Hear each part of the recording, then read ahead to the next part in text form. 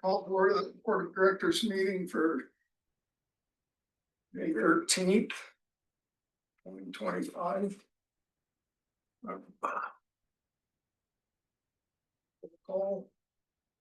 Patty Chappell, Present. Kurt Offenbacher, Here. Brian Parker, Here. Dale Wilson, Here. Charles Kimball, Here. Staff. Kyle Root. Andy Kay, Mark Kramer. Alicia Burgess, Sarah Klein.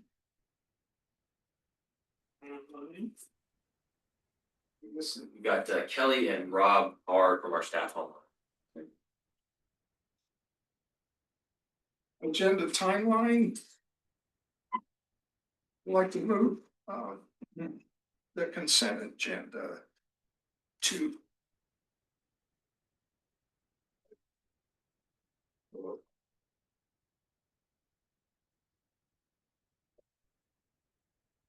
so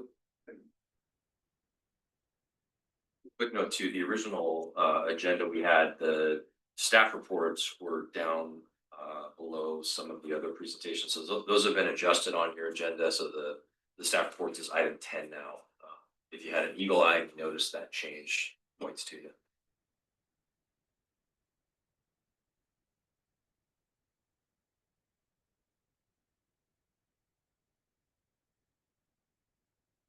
a for items.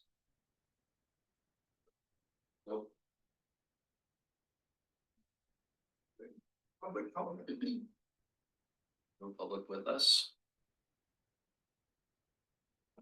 Okay. Customer service results. Okay, so we have, let's see, in the waiting room, John Marling, who's presented here before, and let him in now. Is he in control of the? Yeah. Okay. And you should be able to see this slide. Okay. John, are you with us, sir?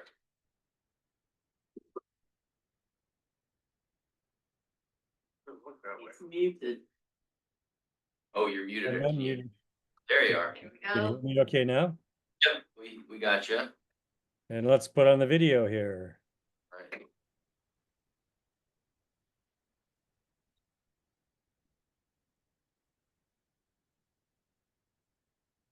And John, can you see our slides on your end? Yes, I can. Okay, perfect. If you want, I'll go ahead and drive as you present. Okay. All right, so we are ready for you. Yep, there we go. So you tell me when you want me to click, okay? Okay, very good. Well, first of all, I'd like to say thank you very much on behalf of the Pulse team and Pioneer Utility Resources for the opportunity to be with you today, but more important, to deliver the results of the survey we just completed for you, specifically relating to a very important subject, and that's the reliability, of your electrical services, versus the ability to maintain that level, of service with appropriate necessary investments in your infrastructure. So next slide, please. And I just want to point out one thing is that I've been a member now of a rural electric co-op up outside of Portland, West Oregon Electric, for 50 years now. So I've got a real world insight, into, the subject matter here. Next slide. And as I just mentioned, the objective of the survey was very focused, and that was to get your customer input, on future system investments to balance reliability versus their cost. I'm very proud to say we got over 2,000 completed surveys. That's over 10% of your customer base. And 89% of the people who started the survey completed the survey. Putting that into perspective, the gold standard for research is a 400 sample. For the United States of America, when they do political polling, they use 1,200 for the United States. You've got over 2,000 just of your members. And the survey we completed for you in 2023, we got 1,343 surveys. So a significantly, larger participation. The survey was completed just 9 days ago, and on May 4th, and we started it on April 1st. And everybody had an equal opportunity to participate in the survey. And the reason for that is every conceivable means of outreach to engage their participation was used, from bill inserts to email to social media to your website and even a video. Next slide, please. And here's some examples of some of the promotion elements we used to get such a significant level of response. There was, and I think this is a really good heading here, have a say in your utilities, your future investment. Your input matters.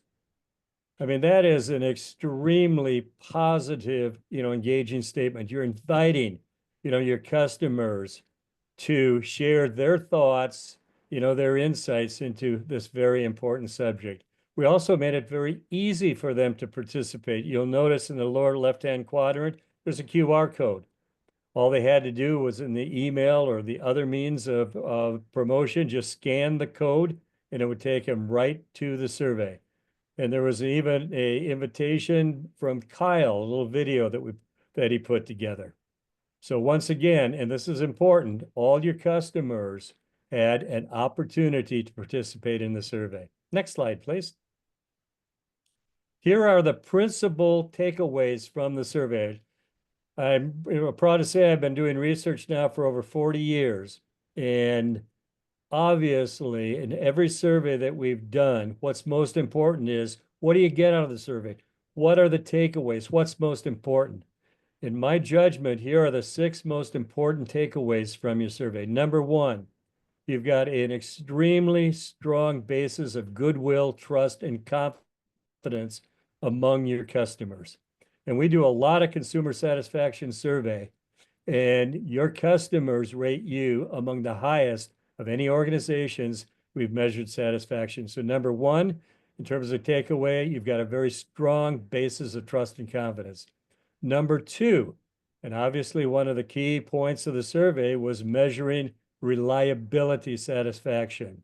And the satisfaction with your delivery of reliability consistency is also very high, and we'll go into the details in just a second.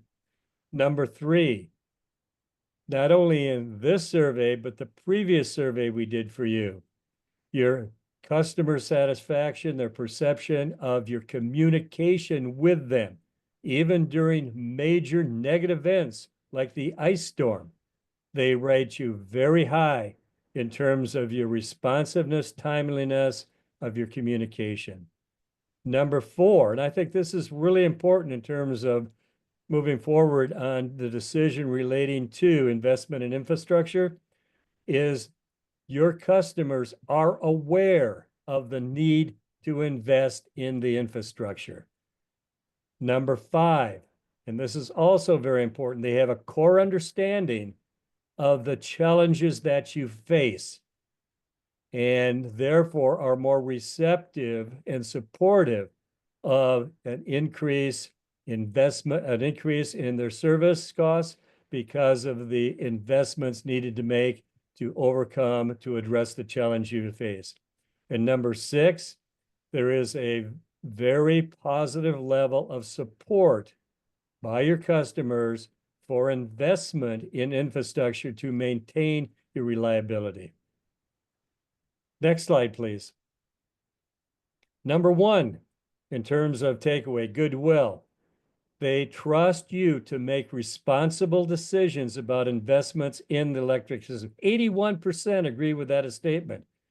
Either agree or strongly agree. And a scale of 1 to 5 is a 4.1. Very, very solid basis foundation. Number 2 on this slide here, takeaway, is 87% are in agreement that you will maintain your current level of reliability. They trust you. And so this is an extremely strong foundation, to make the decision relating to rates going forward. Next slide, please. Reliability, one of the other core elements we measured relating to, the decision. 90% express satisfaction with overall reliability of their EPUD electric service. 75%, and I found this amazing, having personally experienced the ice storm in January 24 at our utility up here. 75% satisfaction with your response to the ice storm. 75%, that is awesome. Congratulations. And 60% describe other outages in the last 2 years only being of a minor inconvenience. And some additional points, and by the way, there were 6 open-ended questions in the survey where your customers were able to, in their own words, add more specificity and detail, to their thoughts about EPUD. And we've included those in some of the slides in the presentation this afternoon. So EPUD has been reliable and quick to respond when needed. I'm glad to know the company's people are planning for the future. And we'll get to that slide in just a moment. They're well aware of the need to invest to maintain the level of reliability. And I just want to reiterate before we move to the next slide, 90% satisfaction with overall reliability of service. Next slide, please. That 90% number kind of jolted me because all I hear about are the reliability issues that come in, but when you think about 90% are actually pretty damn satisfied. That felt good. That felt good. Yeah. When people are satisfied, they don't call. It's the ones who, Yeah. have, and it's not perfect. There's 10% who aren't satisfied. Mhm. Those are the ones you hear from. I was a publisher of a group of newspapers. I'm well aware of, as we say, community. But overall, and I just want to restate this, 90% level of satisfaction, you should be very proud of. The next element that we measured was communication. And in the first survey we did for you, to reiterate, your communication satisfaction is very high. It was also reinforced in this survey. Once again, 73% were very satisfied with your communication during a very challenging event, the January 24 ice storm. And 73% are satisfied or very satisfied with the response and the communication during non-major outages. And one of the specific comments I really thought was good, appreciate the communication. I feel safe knowing what is happening. Next slide, please.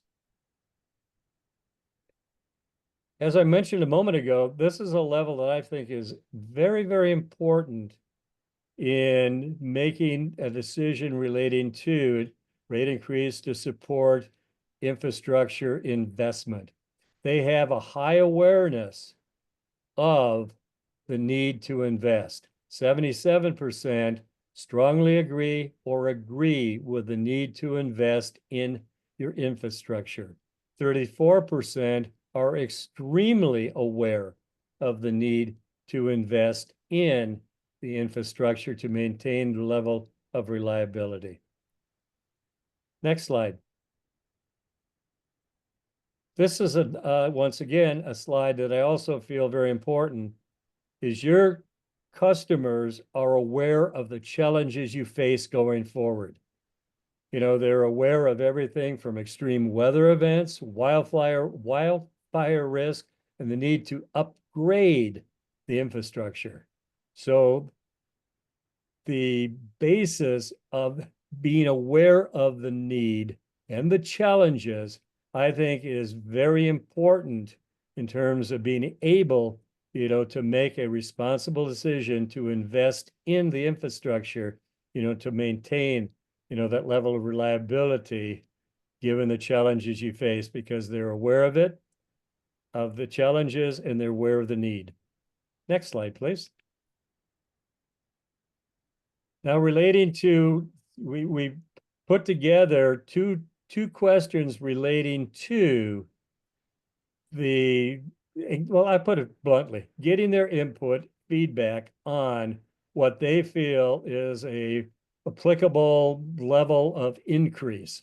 This is a tricky question in research, because most people, when you ask them, are you willing to spend more? They're going to say no, right?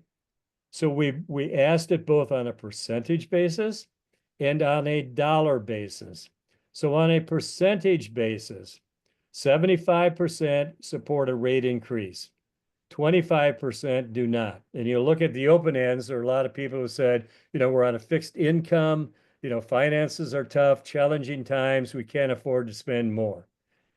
And one of the recommendations that I have at the end here is be sensitive to that 25%, who it's hard for them financially. But 75% do support a rate increase, to maintain a level of reliability. 1 to 10% increase is 54%. That's kind of the sweet spot. And then 11% to 20% increase is 14%. Now, you're going to have to be the judge in terms of, running the numbers, so to speak. But this provides you some insight into, what is acceptable, what is okay, the parameters, of your customer base. Now, the next slide, we asked about a dollar increase. 79% support a dollar increase, similar to the percentage increase, which was 25%, do not support. 21% did not support a dollar increase. $1 to $10 a month was 31%. $11 to $20 a month was a 26% of the folks saying.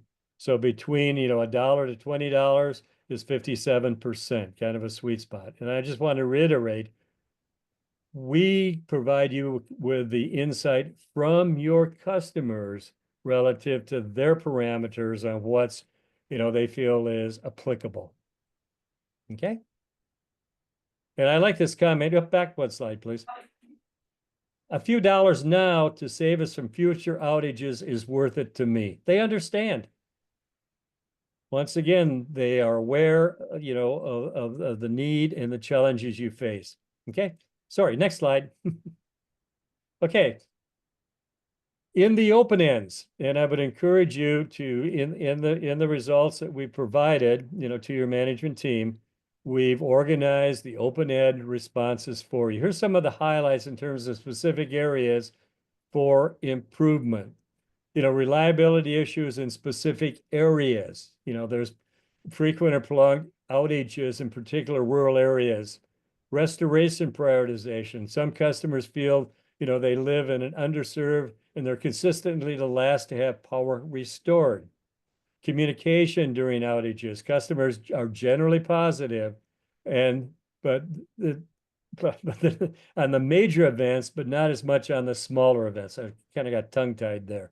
So, even on the smaller events, the communication there could be, a little more, how should we say, consistent. A transparency at infrastructure and infrastructure investments. Some anxiety exists regarding the necessity, cost, and benefits of infrastructure upgrade, leading to worries about rate increases. That's the 21 to 25%. They're on fixed income, challenging finances. Some customers worry about the potential of significant rate increases to fund infrastructure improvements. So there's that range, it's not an open-ended checkbook, so to speak. And then the customer service consistency, reports of isolated negative experience highlight the need for consistent and helpful knowledge interactions. Was there a question? Nope. Okay.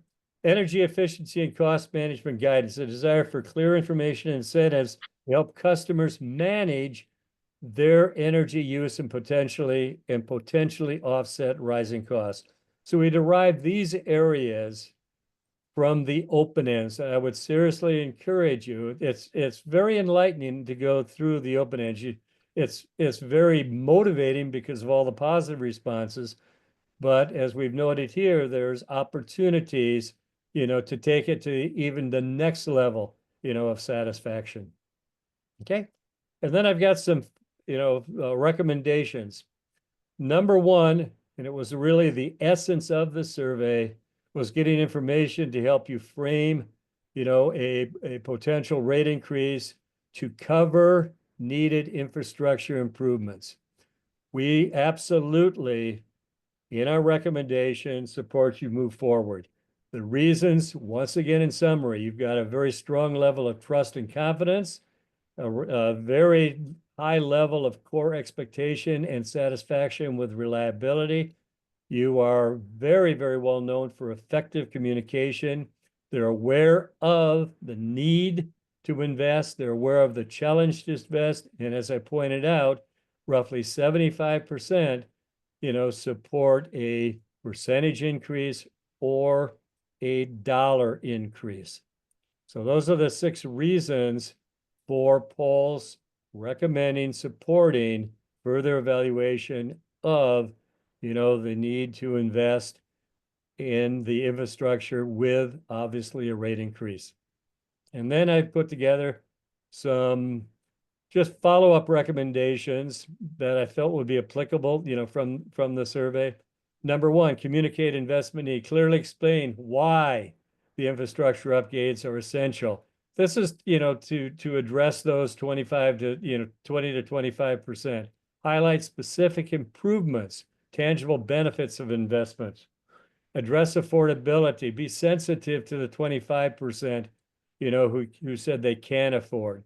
I would certainly recommend that you share the results, of the survey, with your members and also your team. I think it would be very reinforcing, to your overall, community, that you not only asked for their input, but now you're sharing the results, of the survey with your customer base, and also share the results with your internal team. So on behalf of Pioneer and Pulse, once again, I want to thank you. I know there's limited time here this afternoon. So I'll give you my email address. It's Marling, MARLING, @pulseresearch.com. But if there are any questions now, and if you have time, I'd be more than happy to answer them. Has he done our survey before? Yes. We haven't Yeah. done this same survey. This is new. So it's not comparable to. Yeah, no. Oh, yeah. Yeah. We partnered with them before, but we haven't done a survey. So 70% agree to $11 to $20.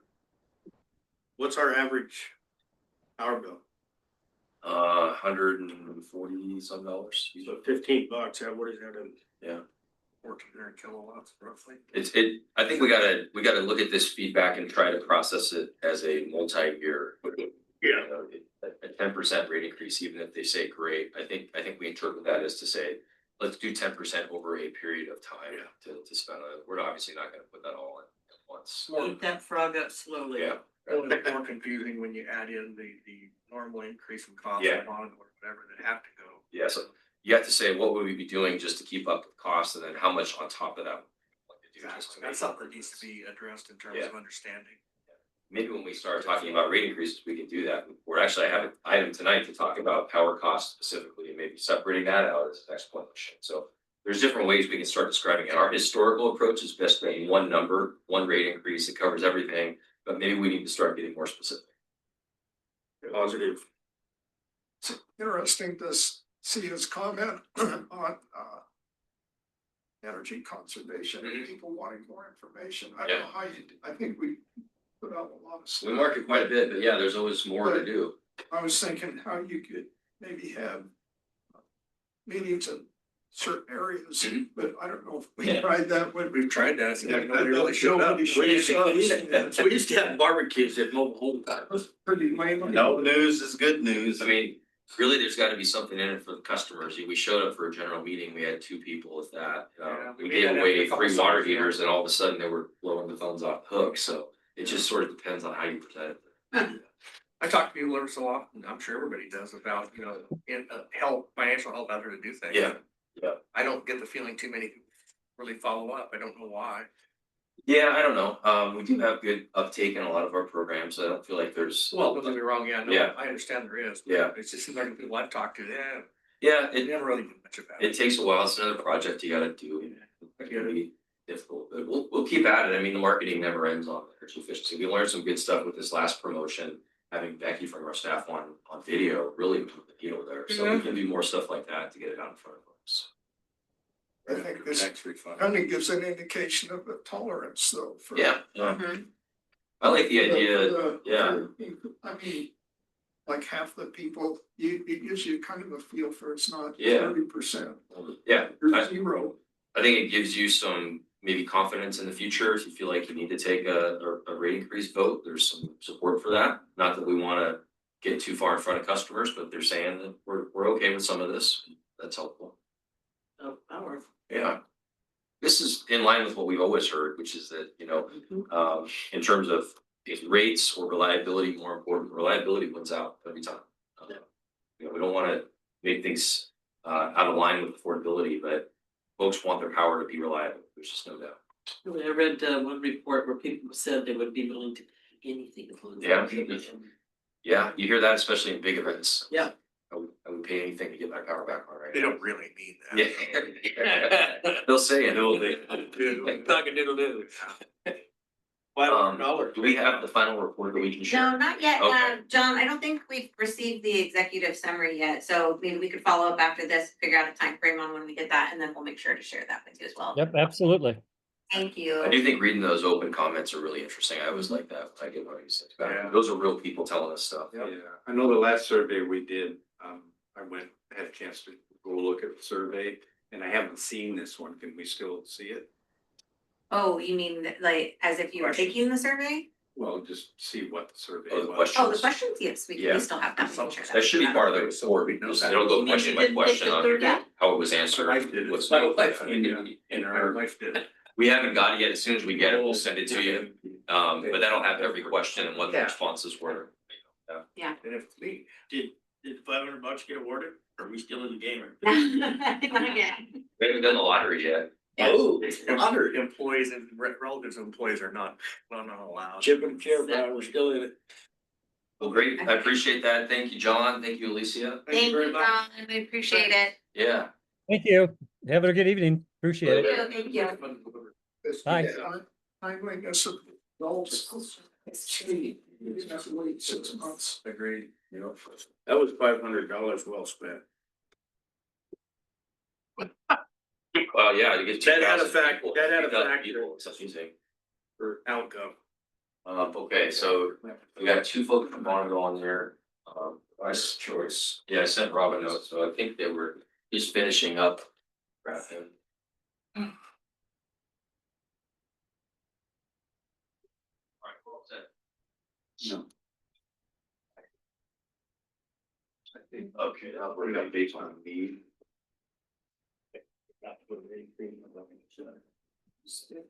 Yeah, or if there's something else going on, then maybe we really need information from people. I think the response is that Hey, guys.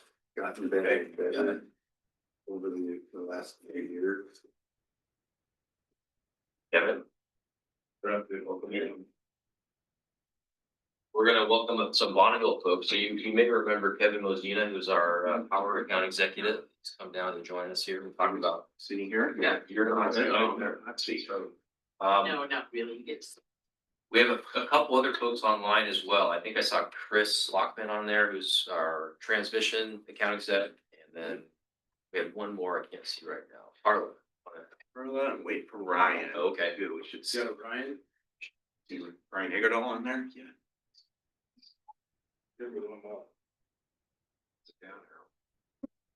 Don't see him. Sean's from, he's gonna be our next topic. Text him. Okay. Well, just in the way of introduction, tonight, we've got the resolution on there about the new contract to allow us to request the rider's choice contract along with the load following option. We have to get that in by June 18th, I think, but we'll just go ahead and do it as soon as we're done tonight, assuming the board approves that. And then we're expecting to actually sign contracts by the end of the year here still. So this will move pretty quick once we're done. Bonneville's been in the news a lot lately. You've probably seen some of the emails I forwarded to you, so we can spend some time on that if you're interested. Specifically, what we've asked them to talk about, I think tonight too, is their resource plan and how they plan to meet all of the customer need that's coming their way now and in the future. So, is your guy? Is he the one that's going to talk to that? Mm-hmm. Oh, okay, he's not here. Yeah, Okay. yeah. He'll be here. Head of the resource plan, so. Cool. Might be skating, so. All right. You guys have slides or? Yeah, he has slides. He's I got wasn't it. sure if he was gonna share versus Zoom. I just share screen. Yeah, you can do that. You put it in there or no? He's got it. Okay.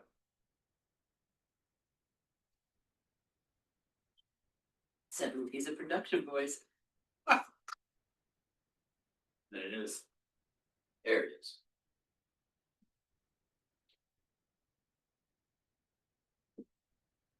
No, we're actually, it was interesting. I had a nice discussion with him yesterday, but we're actually doing stuff for resources. Well, I've Nice. been at Bonneville for 24 years.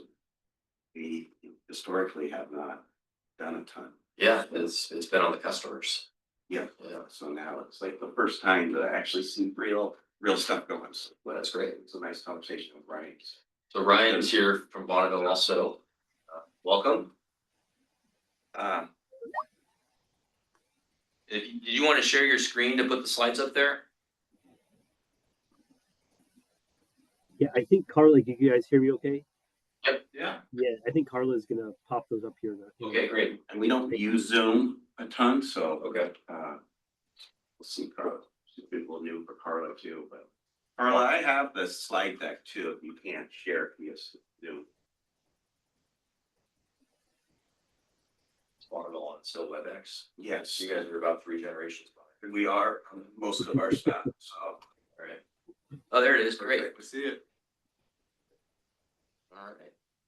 So anything about the contract we want to touch on first, or are we? I want to touch on that last. Okay. Over that. I have Okay. that last slide. So We'll do let's resource. do resource plan. Great. So how much time? I think we'll be fine. This is not a real long I presentation. think probably about a half hour is what we pegged in. Sometimes you done perfect. most Yeah. Yeah. Okay. Cool. All right, Ryan, if you're ready. Yeah, yep, we'll hit play. The hardest part is getting things connected, the content that we've gone over this so many times now to be very comfortable. So we'll proceed here. Good afternoon, I'm Ryan Eggerdahl, the manager of long-term power planning at BPA, and the resource program manager is one of those roles. And then Carla can introduce herself here in a little bit. Carla Essenberg, but right, she's on the resource program team as well. We're going to talk about a summary of what, and let's hit the next slide, Kevin or Carla. This is basically it. There is a lot that we did in BPA's last resource program. Scope-wise, it's spanned about 2 years, and we're not going to give you a flavor of like all of that vastness, but we're going to summarize some of the results that we saw, which is really no different than we've seen for a few decades on our hydro nuclear system. And I think we're going to try and spend a little more time on some actions that we may be taking related to serving load, whether it's tier 1 or tier 2. I think that's what we thought might be a little more exciting than a lot of just our planning elements. Yeah. Let's go to the next slide. We'll hit the highlights. So we're going to have a discussion. Looking forward to it. But if you want to see any of the detail that we are not going over, and there's like 70 pages of good documentation. That link right there is a live link going to our bpa.gov website, going over all of the scope, all of the studies we had. But generally, this is like basically the theme that we've seen from mostly coming from the hydro system for many decades is right. We are energy short in many of the months if we don't have reliance on the wholesale power market. If we just have our hydro fleet and the nuclear output at our disposal, given our load forecast. So that's been like this. I mean, if it's a surprise, that's our failure. This has been a key result in planning studies that we do, whether it's the rate case, our white book, our Northwest Regional Load Resource Forecast called the White Book, resource program. That's just a constant. If you look at monthly deficits, they've been there. And we're looking at winter and just before spring runoff. And when we say capacity long, we don't have results on this today, but if you're paying attention to anything about the RAP, the Western Resource Adequacy Program, Bonneville is showing up there somewhere in the 1 to 2 gigawatts of capacity as defined by the regional assessment as long on capacity. So that's the definition I'm using here. But when it comes to energy, which is kind of our biggest constraint, long duration, low water conditions under normal energy or peak loads, that's our problem, right? Not enough fuel. That's in a nutshell. And the last 2 bullets just describe a lot of the scope we're not going to talk about today. which is a lot of different studies that we looked at. If we increase load by 1 to 2 gigawatts in the next 20 years due to tier 2 growth, or up to 4 or 5 gigawatts on an annual basis due to data centers, electrification, right? Other regional entities put place and load on BPA power in the next 20 years, a lot of what if analysis. Then we just start seeing a lot of the different generators that we studied as options coming into the mix. But if it's just loads like we see today, like Regional Dialogue, we'd be relying on the market, solar generation, energy efficiency, demand response. But as you ramp up those loads that could be placed on Bonneville, or a lot of load growth from our existing customers, right? Then you just start seeing wind batteries, maybe some small modular reactors if you look far enough into the future, could be popping up. And something I think we're going to talk about in the next slide is one resource I think you guys were interested in hearing about. We did not assess natural gas in our normal method, I'll say, in Resource Program 24. We did do an analysis on it. We're not going to focus on that, but that is one of the things that we're revisiting for our next resource program is things like long duration battery storage or natural gas options, in addition to all the resources that we've assessed this time. They're all there. So I'll pause there and see if there's any questions before we get to, there's a few more slides, but then we're going to get to some numbers and try and get to some results here that tailor a little more to maybe what you're looking for. We'll open up for questions. The reason why they didn't do analysis on natural gas and long range battery. Why? Do you hear the question? Why no analysis here on natural gas? Sure. Yep. I think that I'll start off and Carla may want to add to it. I think the basic summary is complexity of the modeling, given, right, as you guys are probably well aware, the diversity of our customer base, whether they want Bonneville to have, even from the market, any carbon emissions in our portfolio or not. I think that was the bigger showstopper, was more of the time or complication for staff resources and modeling to get it in there. And that's our challenge and proposal for this next round of long-term planning, is to get it in there. But you can model a gas plant, but you don't know what the carbon content is going to cost you in the future. Right now, there's a market in Washington, or maybe one in Oregon at some point. It's very hard to model what that's going to be. Long-term battery storage is coming. Yeah, It's coming for 20. there's a lot of ideas out there, hopefully. Yep. Generally expensive. I mean, natural gas, you sure put up fast. Yeah. It's cheap. But, Can't be new.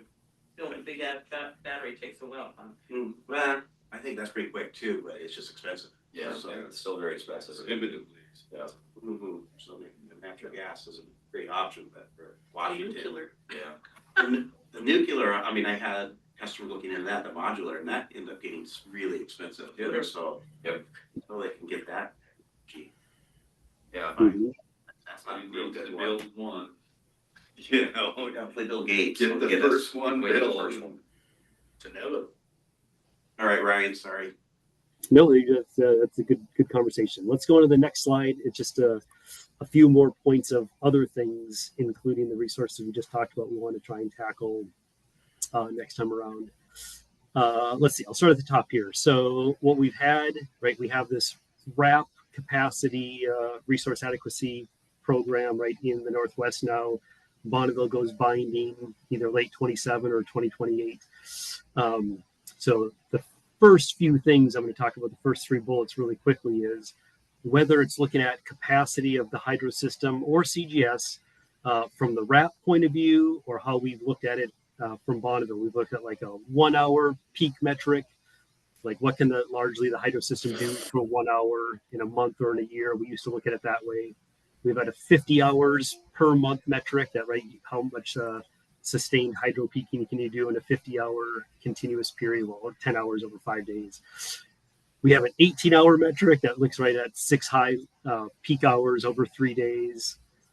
We have a 120-hour metric. We have lots and lots of metrics, right? So we're going to try and do this next resource program a better job of tying things together, or frankly, just getting rid of some metrics and either just adopting something that is more coming from all of our work on the RAP, or another way to describe how you could sustain in a short period and describe capacity of the hydro system. So it's been a moving target for decades and decades, but right, it's equally important when we're joining the RA program to know what your capacity position is. And when we're having customers, right, do peak net requirements, right? So we've had to do a lot more work on peak capability than we have for quite a while. So that's some of the drivers behind. And also balancing reserves. We used to look at that more in our resource program. We're going to bring that back. Because whether it's the BPA power loads growing or the BPAT, right, related loads and resources, if there's a lot of non-federal load and resource development in our right transmission service territory, another reason Power Services has to pay attention to more balancing reserve potential and who's serving that. Is it right other third parties? Is it BPA power? So like those considerations we need to think about again that we've actually frankly put aside for a few years ago until right there's a much more large forecast for load and resource growth across the region. And obviously balance and reserves are important, so we got to get back to that. And the last few bullets are just very important considerations that we've heard from our own staff, from other customers, Northwest Power Council, right, NRU, PPC, PNGC, a lot of feedback we've gotten over the last 2 years of more of the characteristics of resources or modeling connection between our own models to try to improve the connections. And I'll see if there's any questions on that info on some of our enhancements, and we'll get to something that's a little more tangible that I hope we're going to be taking action on here soon. I'll set that up next. All right, let's move on to the next slide. All right, this is our one slide on needs that we will see, and I'll break this down a little more. So a lot of the studies that we're not showing today are really what if analyses. Like I mentioned earlier, if we have load obligations from either new entities, right, like grant or IOUs, or if data centers come online in big fashion and put load on Power Services, or if the tier 2 right exposure is capitalized on. That's not what we're talking about in this graphic. This graphic is literally just focused on BPA and right Emerald and other customers right agreeing that 7,250 annual average megawatts is the tier 1 system size target, right? So meaning if there is tier 1 load come 2028 and beyond, right, Bonneville will right has an obligation to supply enough power for tier 1 rates at 7,250. So that red line in the top graphic is that 7,250 annual average target of what a tier 1 output could be. And the green bars, the vertical bars in that top chart, is the forecast of what our 31 hydro projects and CGS can do, right, our tier 1 system. There's some other accounting in there, right, like our treaty returns and other accounting elements, but I just view it simply as what can our FCRPS pump out in the green versus the red target. And in the bottom of the top graphic, you see some surpluses and deficits.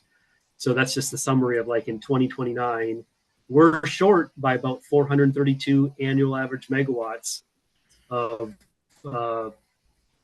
offering 7,250 annual average megawatts. With the systems, right, they would have to be there for 2029. And you can see how the deficits change based on planning considerations of the CGS refueling cycle on and off. So that makes odd and even years look different. And as we get further in time, there's other factors that I'm not going to dwell on. Just the fact that there are needs for our federal system to grow if we want to be capable of producing 7,250 for tier 1 rates. And the bottom graphic is just the monthly representation of the annual version that you see above. So if you look at the monthly versions, those deficits are much bigger in some months to fill in. And that's another question we have to tackle. Are we going to be filling in all of those deficits at the monthly level or just the annual average? But focus on the tier 1 study is what we want to talk about in the next few slides. So any questions on that, on our needs for more tier 1 power when loads are big enough at that tier 1 forecast? But the deficits are on the top side, but yeah, those big spikes, just to recap, are the CGS refueling years? Yes. Yep. Yep, that's the major driver is the refueling. And then yeah, on the bottom, it just shows you when we're so much surplus, mostly with hydro. That's why you see some of those right dots on a monthly version go above 1.5 gigawatts. And it's mostly correlated with runoff. And if CGS was online, then yeah, we have lots of surplus power in some months, and then not enough unless we rely on the market in a lot of the months out of the year. And this is all assuming low water conditions. Is the increase in 2035, is that the CGS upgrade? No, the CGS upgrade, which we're going to focus on in the next few slides, is not baked into our tier 1 system yet. And if in a couple of weeks we make a decision to invest in that, then I think what we would naturally do is consider for our next planning cycle sticking that in, so you would see it in the green bars in the future. But yeah, it's not in here yet as a FCRPS asset. Ryan, what is that in 2035? Yeah, yep. No, good question, Kevin. So then 2035 and beyond, we are assuming a different input for our hydro generation forecast. So all the way through 2034, we're using a basically the last 30 years of history. It's not really the last 30 years, but it's the last 30 years of something we call modified flows. So it's really a historical view projected in the future through 2034. At 2035 and beyond, we're using climate change projections that are coming from models not as based on just necessarily the historical patterns. And that's why you start seeing something very different, right? In one modeling input, 2034 shows we need more tier 1 power. 2035 with a light switch, oh, we're surplus, we don't need anything, right? So I mean, that's something that we will in reality continue to see depending on what hydro generation forecasts we're using based on what stream flows look like as weather patterns and climate evolves. It literally is a moving target. So I mean, this is we consider this to be more illustrative, where you start seeing in those way outer years negatives pop up, and then we're surplus again, right, in the gray. So I mean, it really is, it's going to be that potentially variable that if we get set like we have for decades, only looking at the recent past or long past for generation pictures, it looks like it just keeps on getting, either more surplus or more deficit. We should probably not keep expecting that pattern to be so uniform. So we're seeing this as more of a sign of the future, where you could be seeing lots and little of generation relative year to year, even under the same low water conditions that we're planning for.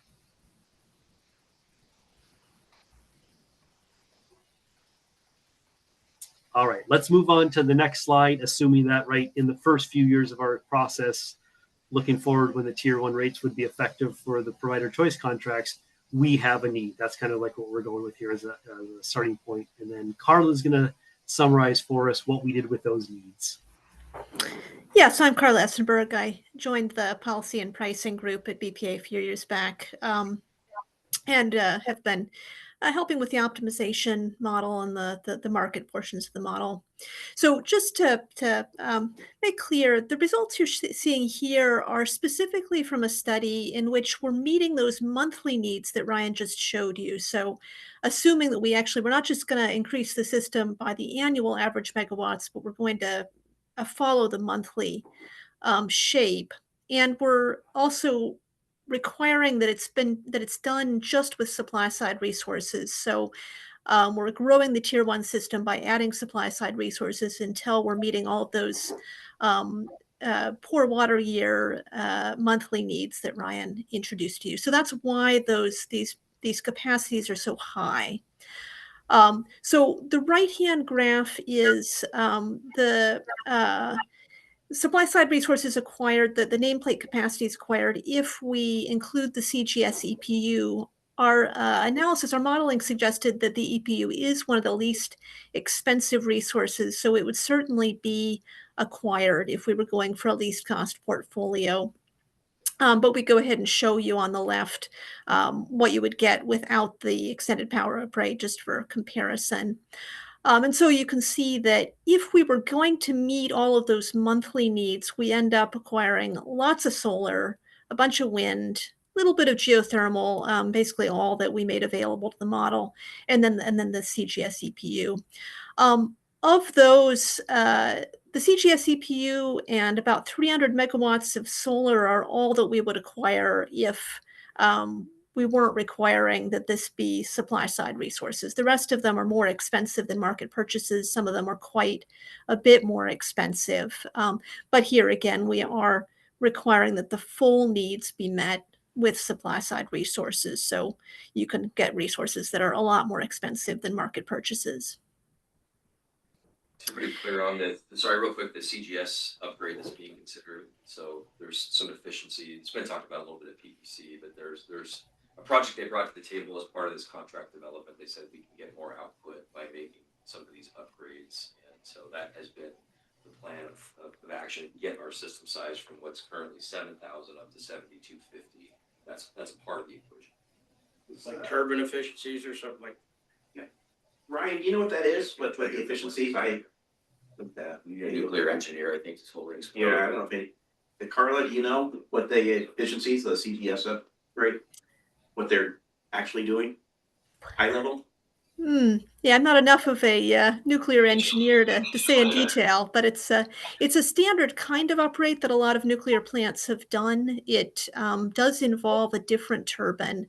And they're taking advantage of the fact that the CGS is about to go through a fair number of replacements. They're doing quite a bit of maintenance and replacing components just as part of the regular long-term maintenance schedule for the plant. And so this is a good time if they were going to switch out to a different kind of turbine and adjust other things so that they could get more megawatts out of the plant, that they could do that instead of the replacements that they would have to do anyway.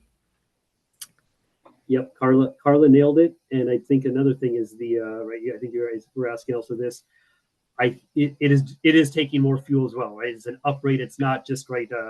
We're eking out more megawatts from the same fuel. So I think there's like something around over if it's online for another 30 years after it would go online in 2031, it's like $450 million in fuel. So it's like, yes, it takes more fuel to get more megawatts. It would be great if all those life cycle changes led to a bunch of more output. But I mean, it's going to be more fuel, like Carla said, different turbine, taking advantage of the asset management practices they're going to do anyways, even if they don't do the upgrade. But yeah, I think there's like 15 to 20 of them that have been done in the US on boiling water reactors already, like Columbia is, versus pressurized water reactors like the other style US version nuclear plant. So a lot of history to base on. I don't know if it's like the last boiling water reactor to consider an upgrade like this, but I think we're one of the last ones of that style to go through it. So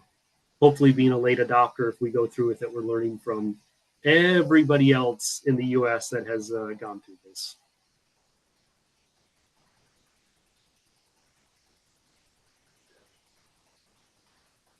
And any other questions for Carla on this slide about the other resources or the EPU?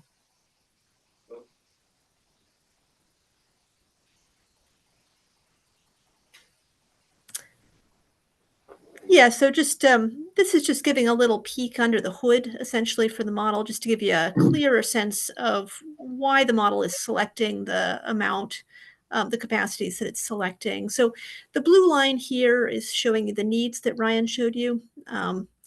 And we're showing it for 1 year that's early in the 20-year period that we were modeling, and 1 year at the end of the 20-year period that we were modeling. And so you can see there's a somewhat different shape to the needs, and that's because of that switch over to the climate change model from historical data.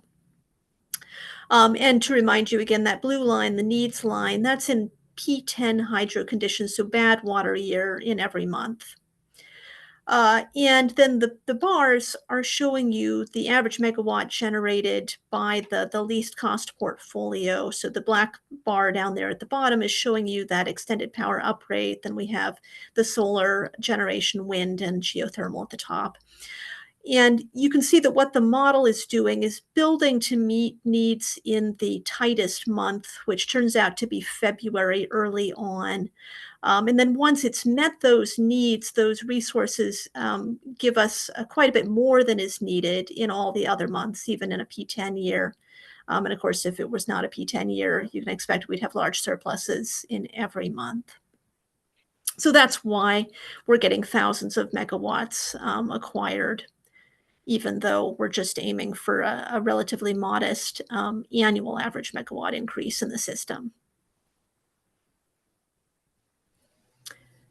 And Carla, I'll add in there, I think this will be with Kevin and the other Bonneville staff on the call for future conversations with Emerald and others, how much of a tier 1 system do customers, and I know it's not universal, want to rely on, what types of resources, and the market, which has been Bonneville's go-to since the late 90s, deregulation, that has been our third, I'll say, type of resource. You can view nuclear, hydro, and the market. I mean, it is completely part of our system, and it would be a big change if it wasn't as much, even in a rate construct.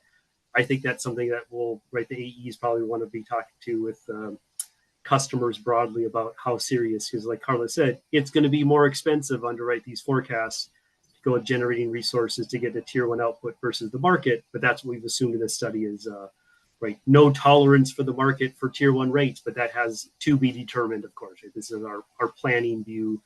We don't know what we're going to actually do given the market, but we know the cost differentials.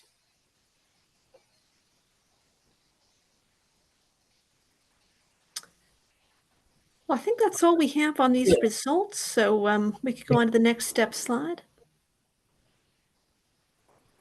All right, sounds good. I think we have this, and then I think, Kevin, we're going to pull up one more slide after this that I think ties nicely to this piece. Okay, so this top bullet here is something that we didn't lead with. That was mostly intentional.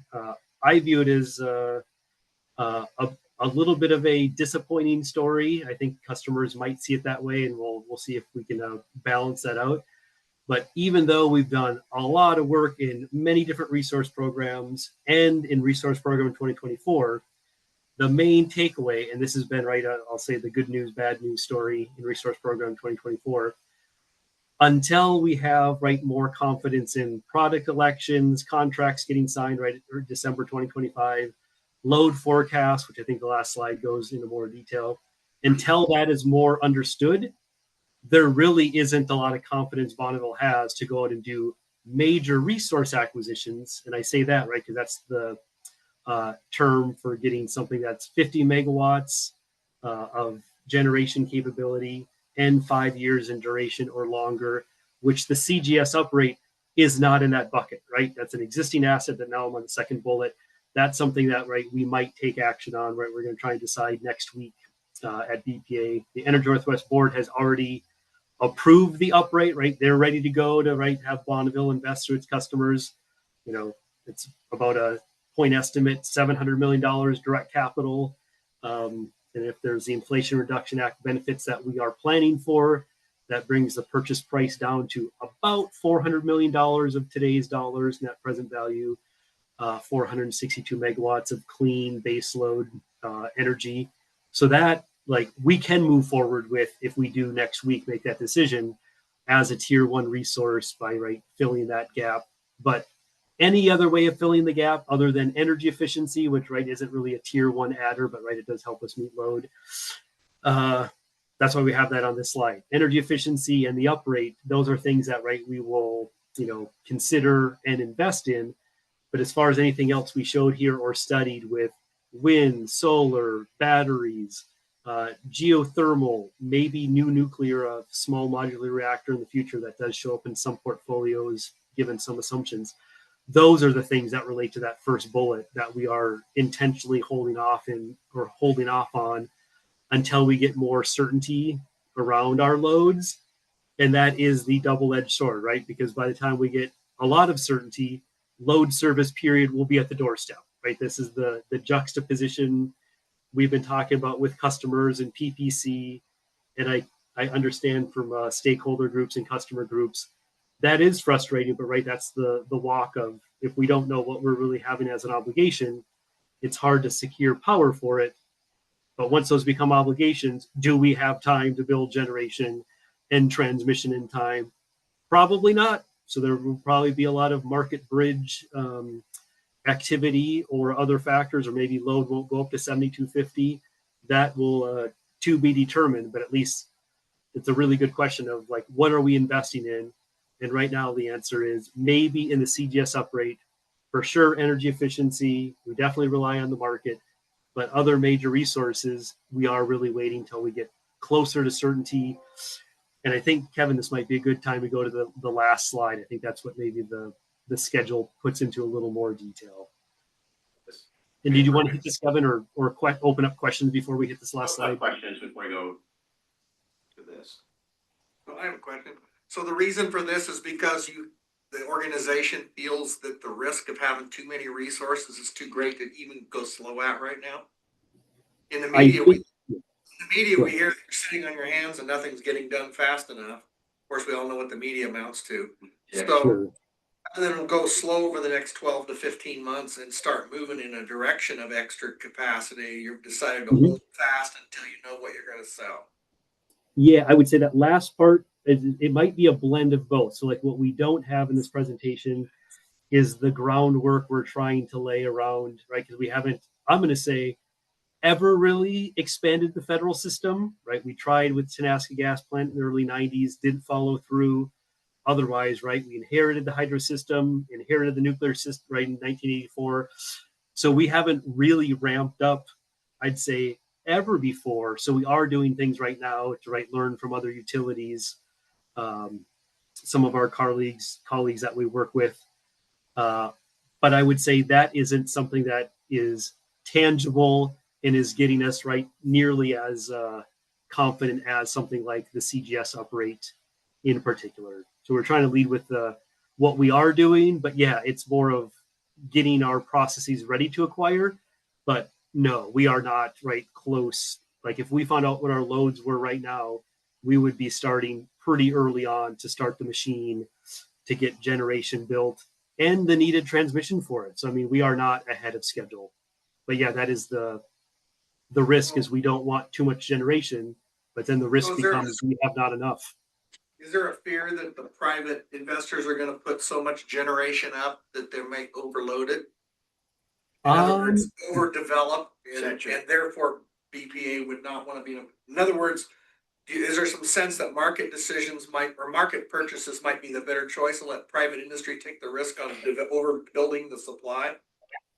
I.e., in other words, let private people take the risk. Why should the federal system take the risk? Is that a consideration?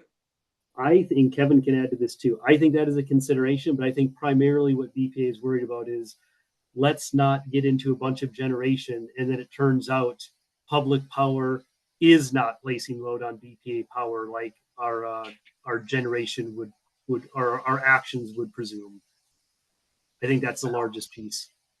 I mean, I think we've been fortunate that the market's been as deep as it has been. I mean, if the market's there, let's go to the market. The last thing we want to do is go buy in to $150, $200 mega resource and stick our power customers. I mean, I'm a PGE customer myself, and rates are skyrocketing, and they have 200 megawatt batteries. I mean, it's so does BPA won't build any transmission for those. Yes, that's an important piece to talk about. Yeah. So luckily, I mean, I think it's been a good thing for Bonneville customers that we haven't gone deep into a resource, because there isn't really a golden resource out there right now. I mean, and I heard that we're maybe looking at natural gas, because that is going to be a cheap resource to fill in capacity, give us energy, where we get around the carb stuff, but it's not going to lock our customers into an expensive long-term resource. We've come a long way on this too. I mean, back when the regional dialogue contracts, the current contracts were put into place, customers were pretty adamant. We do not want Bonneville building resources. This is our job. Yes. And fast forward, we basically built nothing over that time because natural gas became super cheap and there wasn't as much demand as we thought. But now we're back to, well, Bonneville, you do it all for us. So it's really swung. You can see this happening over time, multiple Well, the other thing too is there's so much new technology, nobody really knows how it's all gonna work out. Yeah. It makes sense to wait as long as possible from I a agree. standpoint, because then you see how it's gonna fly. Now, PPC's been all over this and there's a lot of customers really advocating, you need to do the procurement now. And I'm just, this region is littered with failed resource development opportunities, you know, the new plants being Exhibit A. And the idea that Bonneville's gonna go out and just make all this happen without having certainty, I'm not sure. I don't wanna be the first one building a modular nuclear. I'd rather somebody else build it first. I think, well, the other thing is, let's build 2,000 miles worth of transmission and then find out we're gonna put SMRs in every county in the state and we don't need the Need transmission. the transmission, yeah. Either way, That's it's, the problem. either way, it's a trap, Yeah. Mm-hmm. you know? It's really a chicken and egg thing, you don't know what you don't know. I'm glad it's your job, not And mine. at the scale Bonneville's building out of, this is billions of dollars investment at the time. So you don't wanna get that wrong. So I was happy to hear about the upgrade because that's a really inexpensive Yeah. way to get additional energy on the system, so. Pretty low risk too, yeah. Low risk, yeah, so that's a great one, and yeah, we'll see on the next resource program where we go, but Yeah. I think, And I think we've got, and I don't know if we've got in the door yet, but I think NRU and PPC are supporting it. The Energy Northwest Board has approved it. And then if we follow suit next week, then yes, I think that's we will all be moving forward with that. We'll see. How, Coming up how soon. small does the market decision play into this? If you end up joining SVP's market, does that change the assumption about market purchases somehow, or? we see the bilateral market going away, so it's, if the market will change, how it changes, I mean, Yeah, it will be, I mean, it will be different, but I don't think we can just rely on the bilateral marketing. Right, everybody's switching to this day-ahead market. We don't want to be the last one in, and that's something we know we don't want to be there, but that's why I spoke to this last year here, but yeah, no, we don't want to be in the EDAM market either. It was tied to California, so we're You and won't find any arguments here. Pacific Core is struggling, you know, setting up their EDAM. They're fighting with FERC, right? It's too bad, might get hurt. They got enough It's the evil empire. It's yeah. I know we don't have a ton of time left, but I do want to touch base on provider choice and some of you wanna those. take like 5 minutes? Yeah, Is that important okay? stuff, yeah. Yeah, okay. Go quickly through the next slide.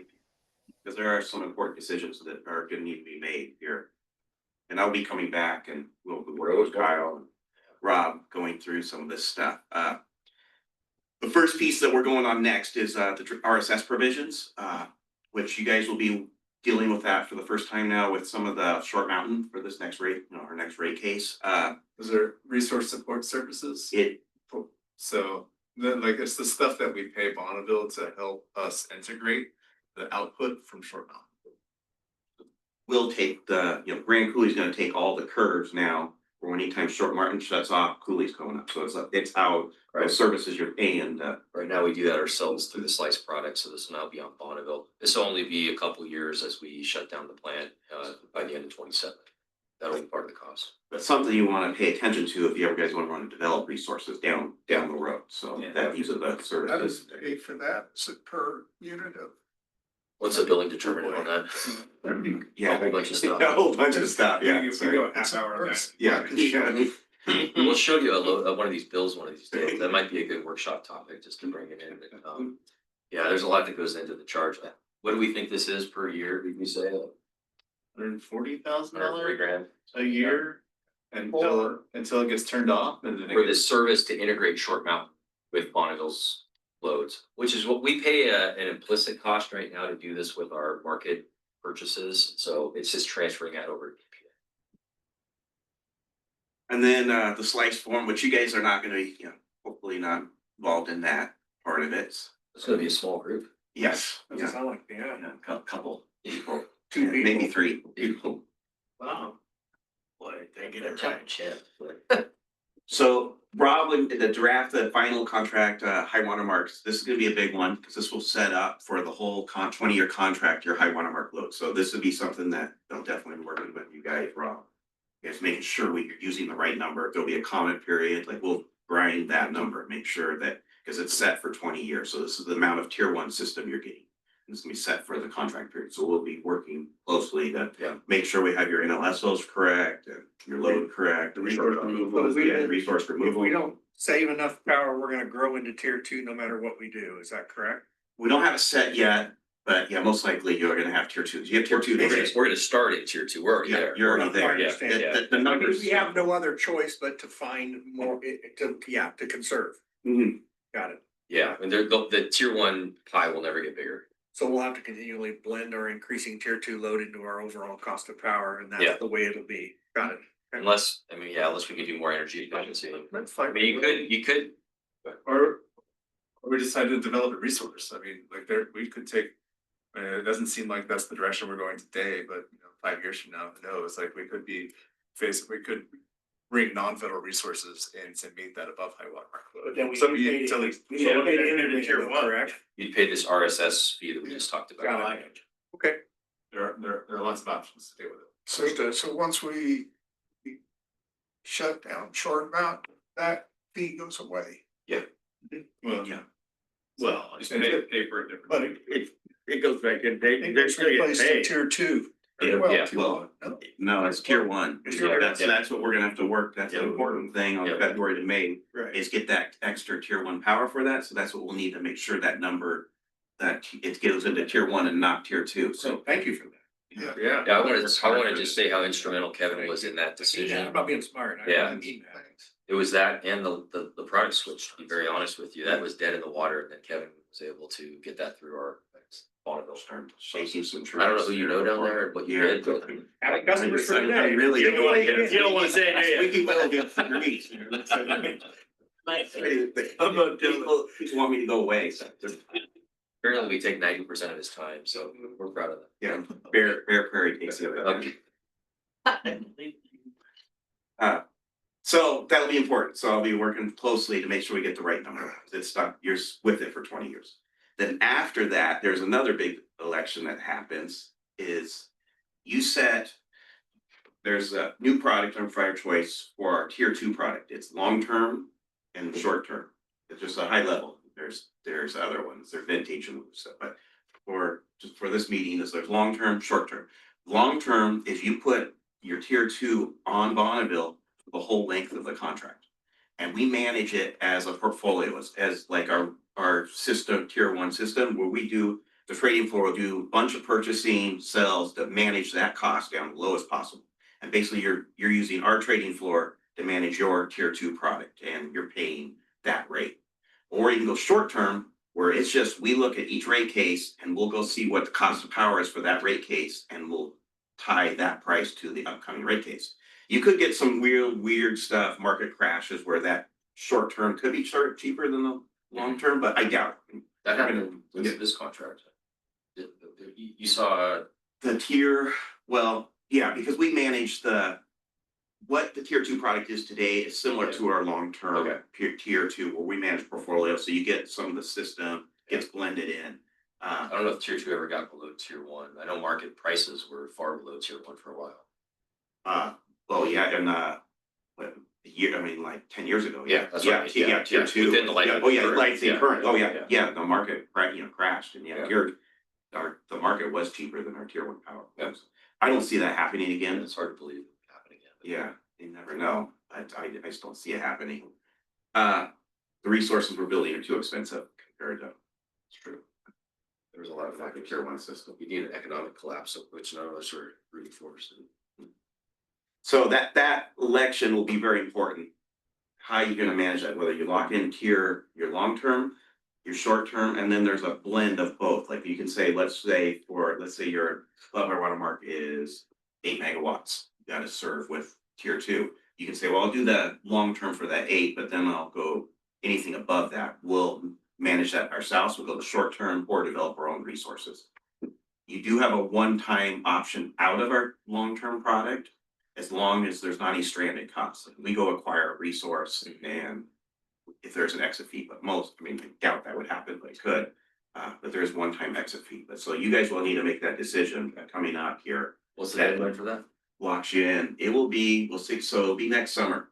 Okay. It'll be next June. After the contract, how water marks are set. Okay. So you'll be having to make that decision, and that's a decision you make for the whole contract. Also, that whether you're going to lean on our training floor or you're gonna do it yourself, and you or blend of both. Okay. So that would be a big date. You guys need to key in on. And then your normal contract high water load process, where we just check your new load growth. We, tune up your forecast each time.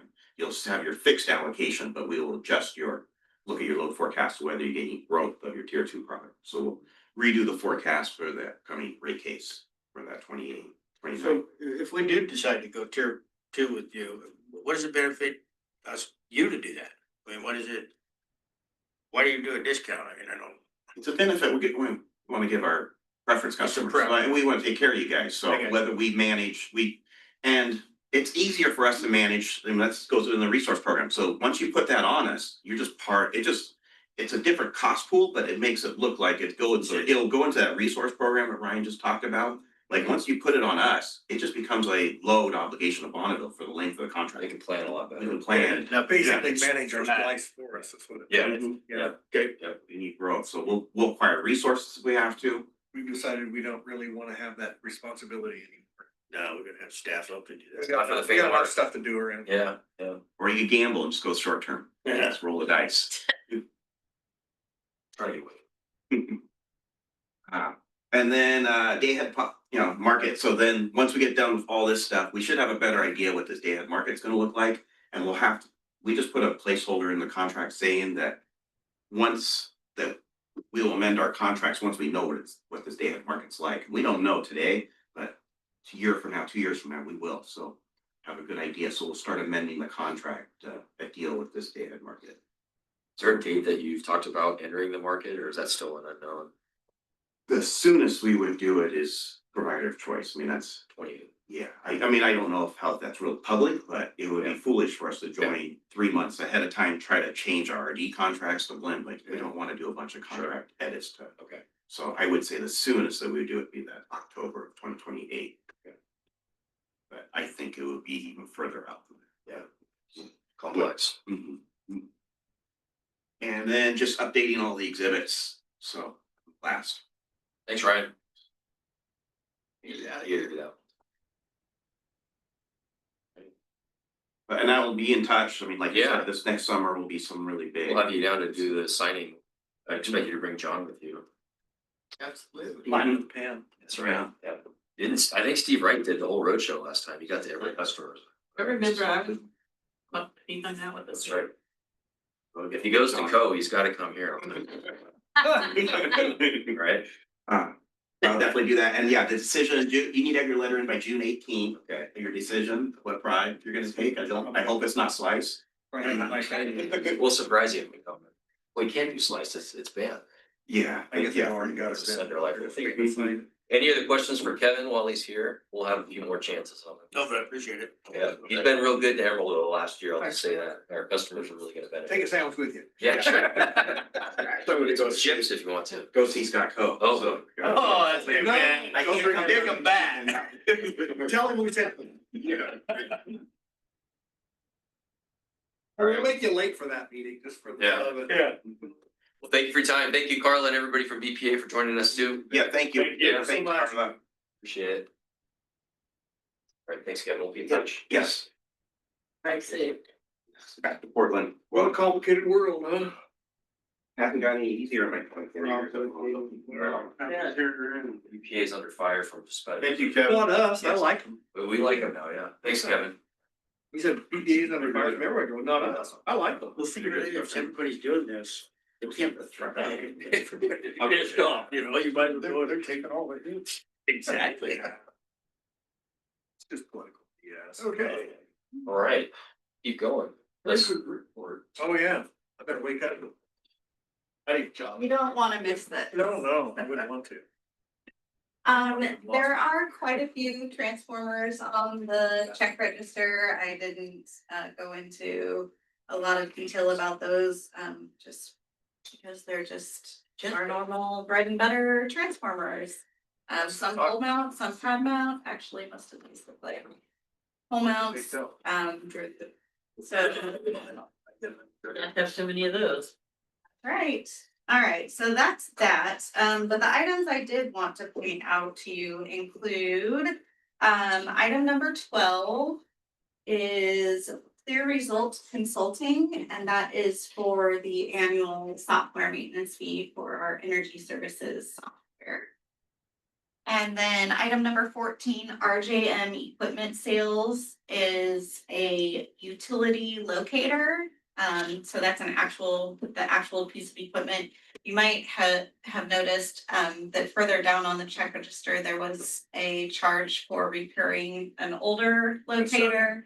Yeah, so unrelated, a new one and repair of it. What's doing for it, the underground truck or something, or is it we getting another locator? Trying to go to those same ones. Oh, we still have the yellow one? Oh my god. Whoops. Trying to save a buck, everybody. We want a red one. All right. We're getting there. Okay, item number 237, clear back towards the back in the electronic payments section. It's a big one, almost $17,000 to Virginia Transformer. That is a progress payment for our substation transformer that the board authorized ordering back on in October of 2020. So that's a 2026 delivery, yes. How do we monitor the progress? Great question. That's Yeah. If it's a bank loan on $1 million, That's a they Doug, send somebody to look and say, well, looks like you're reasonably along. that would Yeah. be a Doug question. It's a great So- question, but I do happen to know that there are certain milestones in that contract. So like when we received plans, which you could probably relate to, you know, and approve those plans, there are certain milestones like that that relate to these progress How much payments. of a percentage they've gone forward? Said the VTC transformers. Yeah.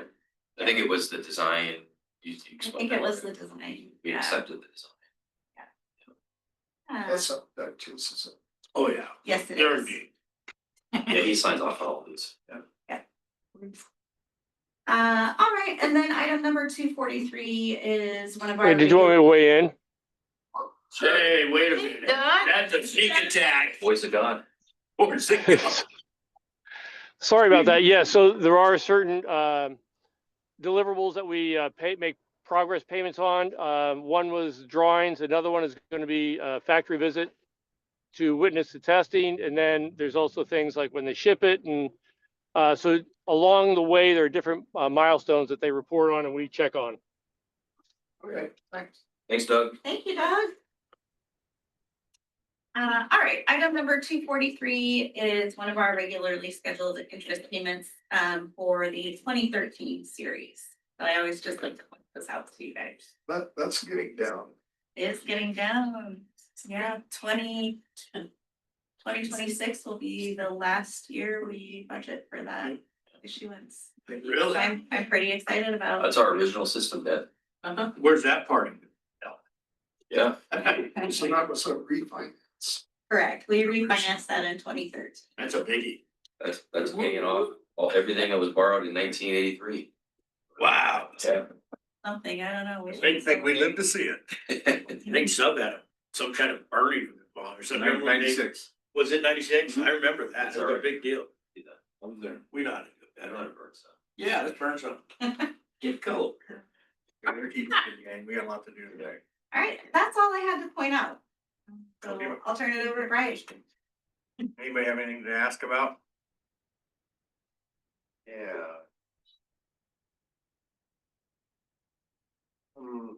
238 was our purchase for the wind power, 295,000. Yes, Then I see down with TEA, power sales were 140,000. that actually came to us. So that was a payment to us. Right, I see that's payment. But was that an offset for the wind power the previous year or the previous month? Portion of it, yes. I think TA lumps that all together. Yeah, so that when they're selling power, they're selling both the White Creek generation and any of our slice surplus. And then they bundle it together and then they just credit our bill. So we don't have a month-to-month comparison. of We have it, yeah, we can What put that to you. what it costs us and what we sell it for. In a pretty That's a good good month. question. We can And we can that break it out. We're still basically, there's a slight subsidy from us for that. I think that's fair. That'll get better. Actually, we just did a forecast for the rating agencies on this. We can give you not the 20-year, but recent history plus what we see the next few years being on resale. That expires in 4 years? End of 27, 27, 2 full years left, yeah. So if you get a month where market pricing is really, really good, then it will exceed our purchase price for Right, yeah, I understood that, I understand that's happened periodically Yeah. over the life of the contract, I was just curious. None happened last. We can get you that breakdown.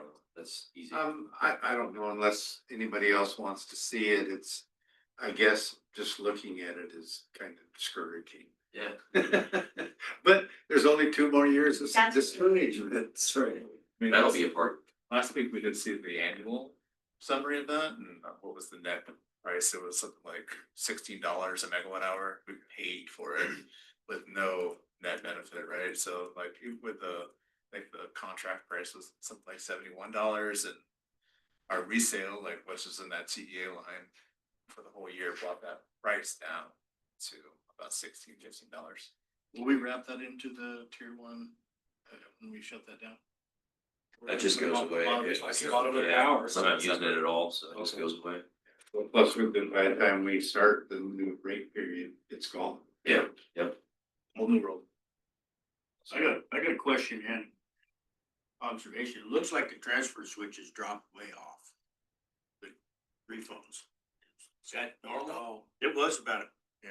maybe Probably you're some right. seasonality. We're You're getting at. measuring it solid. Yeah, I was measuring with my That's it. 9 inches. It may pick back up. but If it doesn't, we're gonna have to put a limit. Yeah, that's what my point is. I think we did in the last meeting. We put 50,000. Oh, we did? Yeah, I think that was the general agreement with. So Yeah. we're gonna implement that. What's that, 100 meters or what is it, 500 meters? 500 piece, yeah. And then on the community heat pumps and the weatherization and Douglas heat pump projects, are these dollars that Emerald is spending, or are these dollars that BPA is giving us and we're just passing it through? Is this, Generally, it's Yes. we pay the customer and Bonneville pays us, so. so we have room to do stuff? It's self-funding, we'll do self-funding every now and then, we put some of that into that water heater promotion, recently. But in recent years, we've just kind of been doing a pass through. Advanced is working their butt off, they did Yeah. 5,000 last month in rebates. They have a big presence in our We have territory. we have a direct install contract with them, so we offer, periodically, every couple of years, we'll do a solicitation for direct installers, and then we just issue jobs directly to one contractor. To go install a ductless heat pump or a heat pump water heater in a low income household. We refer the customers. Yeah, exactly. Just like we used to with windows back in the past. Yeah, we Similar. used to do windows like that, you're right. And weatherization, Yeah. RFP. We're not in selling like the institute, but the heat pump water heaters we gave 150 of them, we just, that just not. We probably just got the invoice. Yeah, I don't know if you saw that invoice No. recently, Sarah, but we just got the first of probably a few invoices. Oh, yeah, this, So we pay Genpack directly for that. Yeah. And so I just approved the invoice, I think, last week, so it hasn't shown up on us yet. So that should show up on the May check register, and I'll try to highlight that for you next month. That's fine. Yeah. Just just to close the loop, the Bonneville reimbursements will show up usually on like one line. Where like when we invoice Bonneville, usually the quarterly is kind of the activity that we're on. We will invoice them for all of our activity for the previous quarter, and But it'll this show will up, show up on, it will show up, it won't show up here, but that's the way we do it. yeah. it shows up in the bank though. It shows up in the bank. We Okay. account for it through miscellaneous receivables, Right. whereas this is all intended to be payables. Some things like the TEA invoice you pointed out, that's a net Right. payment to the, but generally this is intended to be the payables side of things. I was just thinking load following, I mean, if we're gonna rely on Bonneville, we should talk about doing stuff in-house I think energy efficiency is gonna be even more important. with Bonneville. Yeah. Well, No, and I- self-funding even, I think should be on. the Yeah, table. I don't think the conservation well is by any means empty. No.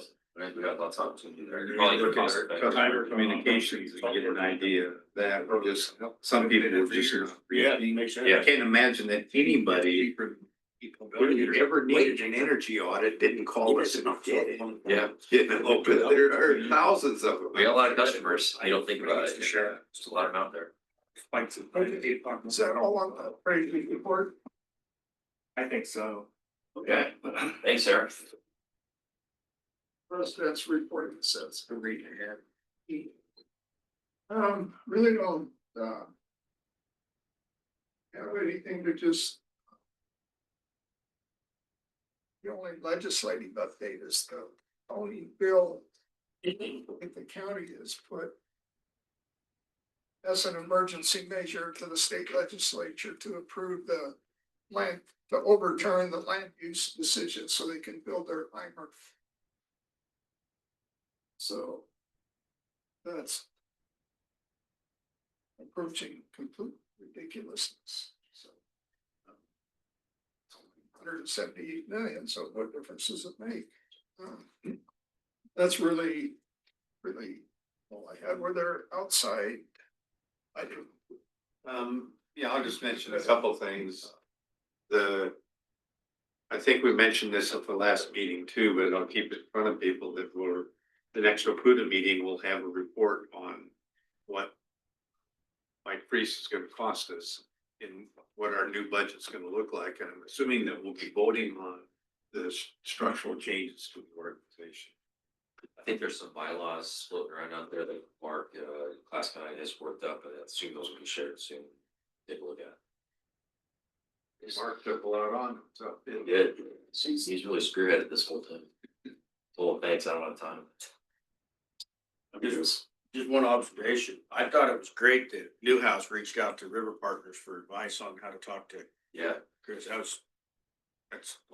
Yeah, if you saw the hearing clip I sent out, the first question that he got, this is the Secretary of Energy was testifying in front of Congress. First question he got was about the Snake River dams being built, and he affirmed that yes, these are part of our administration's plans going forward. Consider them to be critical assets. So that was a lot of good advocacy from our partners on that front. And I might have told you, I think when he comes out to visit the Northwest, the dams, he's gonna hit several spots. It might be a good idea to have Newhouse have someone from River Partners that can address hydro. Yeah. Cause I think he's smart enough to ask questions. Yeah. Yeah, he's a sharp guy. His name's Chris Wright. He's got an energy background. Those kind of stuff.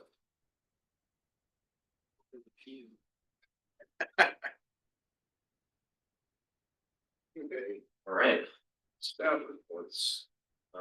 Okay, so I will, I can make up some time for us here. I've just got a few things, but first, we do have, Scott Bauer and Sean Keats with us one last time before the bond issue. So I want to give them just a few minutes to run through what we heard from the credit agencies and then what to expect going into the bond issue and bond sale coming up. So Scott and Sean, did you stick with us through all of that?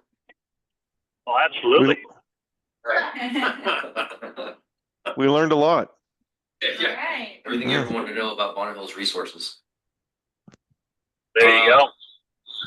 So I've got your slides up. I'm just gonna advance here. So I've got the first one there, Scott or whoever's taking this, it just says updates. Yeah, I'll go and then we'll have Sean follow up at the end with a market update. Apologies, I'm in my car. I hope you can hear me all right. But so yeah, the district, I think we mentioned last week that we were awaiting ratings from both Fitch and Moody's. So those ratings did come in. We'll go in a little more detail on the ratings in a minute, but there's the punchline. Moody's at an A1 and Fitch at a AA-. So really very good ratings. But like I said, we'll take a look at that in just a moment. Also, then, as we mentioned before. Oh, we're losing you, Scott. Hello. Just a second. Sean, maybe I'll have Sean do the market update. I'll see if I can get to a better spot. Okay. Well, I will take over if you want. But Scott, we could hear you very clearly that last thing you said.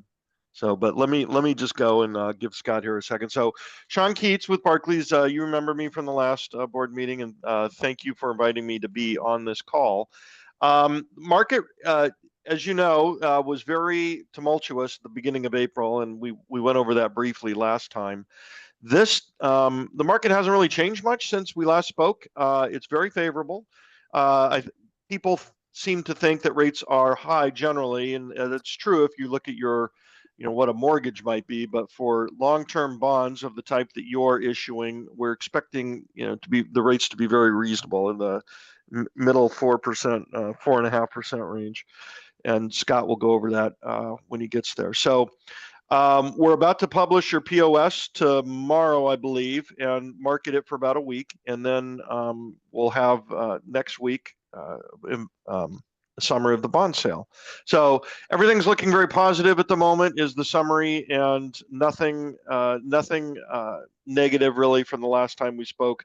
I think everybody is aware that there was a tariff pause with China that came about in the last 24 hours, and that is a favorable development for the market. So with that, I will entertain questions, and if not, I'll pass it to Scott. I'll just say real quick, maybe while Scott's still getting back, we have discussed moving the date of the sale up a day. So it had been Thursday, the 22nd. That's heading into a long weekend, and there was some discussion on it might be advantageous to do it a day earlier. So we're still having that conversation internally, but we're trying to see if we can't make Wednesday, the 21st work for the actual date of sale. I won't be here, I'll be up in Portland, but I'll be able to check in remotely, and I think that can still work okay. It may give us a little better opportunity to find some buyers. Did you say that's at 6:30 in the morning? Yeah, what's the timeline on that again, Sean? Actually, we'll start at 6 is the plan, and then very early, and then we'll probably, given some other constraints, we'll probably wrap it up by around a little after 10. Was when it'll be officially wrapped up, but there will be then. So what is it? Just a ticker? We're just walking the ticker, and they're just adjusting the whole. So what is the live feed? Is it your face just looking at everything, or is there something we're looking at? Typically, there would be we call it an order monitor, where you can see for each individual maturity of bonds which investor is placing those bonds and in what quantity. And the actual order period will probably be on the order of about an hour and a half, and during which time you can see, if interested, you can see who these investors are and where their interest is. Okay. Could we do that, or could we zoom it, or how? Yeah, we can get you another login. We were gonna do it here, but given how early it is, we could probably work on getting a couple logins. Yeah, if you want me, unless you want me here. Is that still doable, Sean? Should we get a couple different ones? It absolutely is no problem whatsoever. Okay, well, maybe just let me know by the end of the week if you can, I guess, or earlier is better if you want to have a separate login. We will have it going here if you want to run into. Donuts. We got you back, Scott? I think so. Can you hear me? We can see you too. Yeah. Oh dear. Okay, I'm outside of Tyler's store. It says no parking, no. So we'll make it quick. As I was saying, we've communicated to the two bond insurer and surety providers. As a reminder, the surety providers are the ones that will provide a policy that takes care of funding the reserve account, and then the same providers then provide what's called bond insurance, which allows you to basically buy their bond rating for a fee, and then we make sure that the cost of that insurance is paid off by a reduction in the yields. So again, we make sure that that it pays for itself. So again, we're kind of in the process of working through them, trying to get the best cost for the district, but it does appear that insurance, based on the bids that they've provided, will pay for itself and be useful on this deal. This was already mentioned, sale of the bonds May 21st possibly, or the 22nd, so exploring that, and then closing June 4th. So again, a little more on the ratings. So we had those rating calls April 25th, 1 hour each with the analysts. Moody's is your existing rating agency, so they rated the 2013 bonds, and that the A1 is the rating that was on the 13 bonds, and it's now also on these 2025 bonds. Fitch got you in at a AA minus. Again, both are great ratings. A AA minus is a notch higher equivalent than the Moody's A1. It seems Moody's really was focusing on, you know, things that had transpired most recently. So, you know, they talked about days cash on hand. They also, you know, in their criteria, system size is important. So, you know, as the district grows a little bit bigger, as well as changes in the area, as days cash on hand comes back, then, you know, possibly at a later date, maybe we're talking the AA3. But Fitch really looked again at the district, I think, as you were, again, from their standpoint, they liked what they saw, but they also, from that standpoint, they also trusted, you know, what you are looking to do over the next couple of years. So again, improvement in days cash on hand, rate changes to help out with leverage. So again, they put a lot of trust in you, and I think that's reflected in their AA minus rating. You see on the chart on the right side, that's how the rating categories for each of the rating agencies. So basically, if you look across at each, those are sort of equivalent ratings. You can't get hung up, I guess, on any of the pluses or minuses or ones or twos or threes. You know, they could have very easily just, you know, said here, our rating is a 1 through 10. So it really doesn't mean anything if you're a minus. It's just, again, it's just a different notch. So I think that's it on rating. And then finally, looking at the structure, so again, looking to provide that $40 million fund in 2021 bonds. And right now, based on most recent interest rates, the all-in interest cost, which is, again, like an APR on the house, includes all the interest rates plus the assumed issuance cost, 4.55%. And again, just down below on the sources and uses is just confirming that we're planning to deposit $40 million to your project fund. And with that, I'll pause. How, if it all does the new bond rating or the credit rating, how does that play into our interest cost? Is that factored into that 4.55, or is there any additional benefit, or what do you think? It is. Yeah. This is Sean. We think the AA minus definitely helped. The extra Fitch, the Fitch rating definitely helped by somewhere between 2 and 5 basis points. Okay. Good. We're doing that. All right. Yeah. So coming right up. Any last questions for these guys? Well, but thanks for your great work. Yeah, it's been a real process again. I appreciate that. Drive safe. All right, thanks to you both. We'll be in touch here soon. Take care. Thank you. Bye. All right. I will cruise through the rest of this. I was going to do a quick DC trip recap. You already saw the emails, so you kind of know what I was up to back there. Just real quick, we heard that the first day was a policy conference with this Northern California Power Agency. So we heard from Greg Walden, former representative from Oregon. He had some interesting things to say about how to appeal to those in charge right now and ways that you can curry favor. But some of that was kind of interesting. What was he presenting from? He was talking about how to get your interests on the radar. He's no longer the representative. Yeah, he's more of a consultant these days. So he was talking about his past experience and then how he curries favor with the administration right now. So you kind of have to identify what their agenda is, and for the Department of Energy, they call it energy dominance. You want to own every part of the power supply realm. So hydropower is right in line with what they're trying to do. We want to get everything we can out of the current system. We want to grow it where we can. So there's just messages like that he was suggesting that I think would be helpful. Later on, we heard from Scott Corwin, the CEO of NERC, gave a lunch talk. So that's just a flavor of the first day of this thing. Later on, we talked with Senator Wyden's staff, the new rep Maxine Dexter, who represents Earl Blumenauer's old seat, Val Hoyle, her staff, and then I got to talk with Cliff Bentz for a while. That was actually an interesting meeting. I got a photo on that. These are the topics. We talked about wildfire risk. We talked about affordability, including protecting LIHEAP. We talked about protecting the power marketing agencies. One recent development on that, I was just going to highlight, this is from Scott Sims from PPC. We focus so much on Bonneville staffing levels and trying to get them some relief, but they don't actually run a lot of the federal system. It's the Corps of Engineers and the Bureau of Reclamation. And those workers do not have some of the same protections that BPA does even. So they're under even bigger threat. One stat that I saw recently that alarmed me was the Grand Coulee Dam has 70% of its staff right now from where they had it before.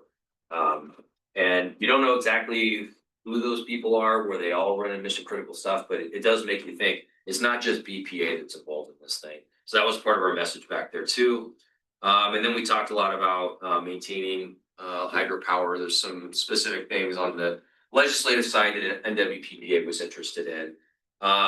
This is a photo of us this is the congressional lunchroom, so we got to talk there. This is outside Cliff Bence's office. This is the new rep, Maxine Dexter from Northeastern Oregon. This is me. So I got a walking meeting with Cliff Bence and Kurt Miller there on the right side of this photo. He said, "Hey, why don't you take this one?" So I had about 2 minutes to explain everything we had to explain to this guy and leaving with something. So I did the best I could. Somebody got this photo, which I thought was kind of neat. This is walking between office buildings underground. They got all these tunnels back there. So that was kind of fun. He's actually generally a pretty nice person and seems to care about our interests. He was a longtime Oregon House legislator here at the state level. Enterprise. Yeah, he lives way out there in the Eastern Oregon. Yeah, he spoke at Oputo sometime. Yeah, he's good. Represented the Eastern Oregon. Here's the other side. So this is we were sitting there in the lunchroom, and in walks this familiar face. This is Michael Collins from Wasco Electric. So this made his day. He's a big fan. I stayed. The less said, the better. All right. Short Mountain update. Let's see. We're done with the DC trip. Last week's meeting with the county, I've shared, I think was a step in the right direction. Having the attorneys present does seem to be helping. A lot of times that can hinder a conversation, but I think in this case, it's actually helping us advance. Our attorney, Tommy Brooks, who works with Chad, he knows this new county attorney. That's been very helpful. Very clear that all the parties here want a contract assignment, which means that we assign our contract away to WAGA in this case. So that gets us out of it completely. I asked specifically because I heard him talking around that point. I said, just want to clarify, your goal is to get Emerald out of this completely. They said, yes, that would be our purpose. So I think we're all aligned on that front, which is good. We also agreed to move fairly quickly. We told them about our December 2027 deadline, it's a BPA deadline, and they said that sounds good to us. We want to keep moving this forward. We have established an NDA, non-disclosure, to share information. They've asked for the proposals that we took in. So we're working on compiling that package for them once we get this NDA in place. And then I'd like to have an exec session probably at the next meeting to discuss contract negotiations here and sort of what the lay of the land is, and then what the board is comfortable with me going in there with once we get to that point. So, But just if it's full contract assignment, I assume that we still have exposure if for some reason WAGA had a non-performance issue. Not for non-performance. I think the exposure is our royalty is still going to depend on the gas that comes out of that landfill. But in terms of signing responsibility as we have today, that'll all be on WAGA. They're on the contract, we're not. That's really what that means. There's no way for the county to cut us out once that's all done. I mean, we would make it as ironclad as we can with our agreement would not be with the county, it would be with WAGA at that point. So they would give us a royalty based on the gas one. We'd have nothing to do with it. That's it. So if WAGA forfeits or something breaks down, don't worry. Yeah, we're out our royalty, but we're not operationally taking on any risk out of it. Well, they have a separate agreement with the county. Yeah, they would take our existing agreement, modify it, and then sign the agreement with that 20-year term. But it's a 5-year. Yeah, by the time this gets online, we'd be looking at about a 15-year operational window with our current contract. That's all we have left. So the ask is, let's make it a full 20 years. So extend this it ends in 2044 right now. So we would have to go to 2048 or 9, I think, for that. So that's where we're gonna have the negotiation. Okay, Maruka update. This is looking good. We've got the order confirmed. We've been in constant communication with the vendor. Currently back waiting for parts in New Hampshire, I think. Yeah. And as a next step, they're gonna ship this to, they have a site in Denver. They're gonna do a final inspection before it comes to us. And they have asked for, I think, a rental agreement, so we're gonna rent this for like $1, just so they can have a way to track it by the time it gets from the East Coast over here. They wanna have something in place for that. But we will officially take ownership and then have payment due within 30 days after that, once this thing. Can't argue with that. It seems like a pretty good deal. The last rig that we bought, they made us prepay for it, so I was worried about that happening here again. That's pretty fair. Yeah, this seems like they're being very reasonable. Yeah, I think really reasonable. The other thing that I'm not worried about is we identified somewhere around 20 different items that we said, you know what, that fitting for us to, that's bent. Wow, that's gotta be done. Oh, they're doing a good job. Yeah, so they are going through that and fine tune. They could just say, you know what? $220,000, take it or leave it, and they did not do that, so they're waiting for parts. Wow. There's all kinds of hydraulic fittings and you name it, that are waiting on parts, but the 5/28 is the date it's supposed to, is the tentative date to get it sent to at least Denver for the last look. I've just been really impressed with how detailed they are on this. They're very. Yeah, we'll let you know when it gets here. We'll have a big party or something. Go share a poll. Everybody We'll around. put it in the Crestwell Parade. I just think that would look great in the Crestwell Parade because Yeah. the times I've been there, Everyone's got a bucket. Light Electric has a service truck and Yeah. we got like just another truck. That'll be They right don't down the have highway. these- That's Let's do it. That's right. How about the slash You're gonna write- buster? This is my Slash. Go for it. Okay. We were gonna do some stuff on BPA. I think we covered a lot of this. We'll actually probably come back next month with more of an update on this market decision. I know there's been some questions about what does this SPP market mean for Bonneville, for I us. don't get it. But we don't have time to do a real deep dive on that, so we'll come back for a second go with that. How's the footprint there? This is the current is in green, and then where market phase 1 is the orange. Yeah. I don't, that's not all planned for SPP. The dark orange. Dark orange is. So you got Power X up north and Bonneville and then Nevada Energy and the Salt River Project and all the Arizona public service folks. Yeah. And light orange is what western area, what's the PMA? Wapa, yeah, western area. Yeah. Yep. Yeah, I tried. It's kind of the Western Resource Adequacy Program footprint. It's being participating in SPP Markets Plus, it's a prerequisite to be a RAP participant. So those two programs are really. I zoomed in today and I put 45 minutes into it and I could not. It's hard. I couldn't charge. I mean, I didn't learn anything. I was looking at AI trying to figure out what they were talking about. I need a tutorial from somebody that knows. Yeah, but we'll come in with a deeper dive and try to make it simple. But at a high level, Bonneville right now. Those are rough. Yeah, it was rough. At a high level, Bonneville right now in the West trades with a whole bunch of different counterparties, just one off. And this is gonna put everybody into a single market with a single market operator. So everything's a lot more centralized. But we'll get into more detail about that next month. Isolates California. That's. Yeah, they're the oddballs now. Yeah. That's the picture you get on AI that was put up.